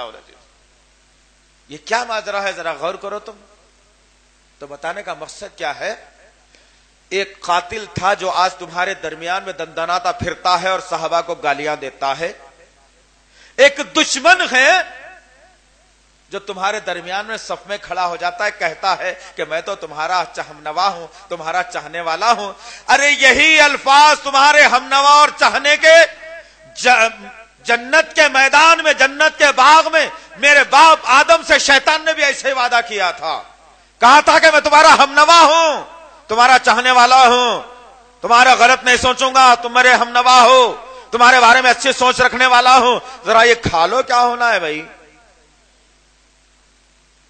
تو آج بھی ایسی شکل کے لوگ, ایسے اخلاق کے لوگ, ایسے کردار کے لوگ, ایسے ذہن کے لوگ, ایسے علم کے لوگ تمہارے پاس آ کر میٹھی میٹھی باتیں کرتے ہیں, اور وہ مسلمان بہک جاتا ہے اور اپنے آپ کو جہنم رسید کر لیتا ہے.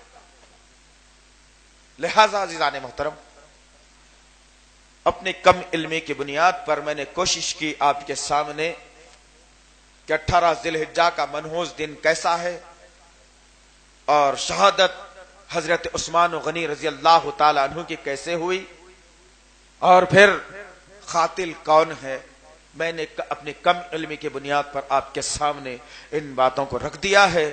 اللہ سے دعا ہے کہ اللہ تعالی جو کچھ بھی کہا گیا ہے, کہنے والے کو, سننے والوں کو صحیح طور پر عمل کرنے کی توفیق عنایت فرمائے.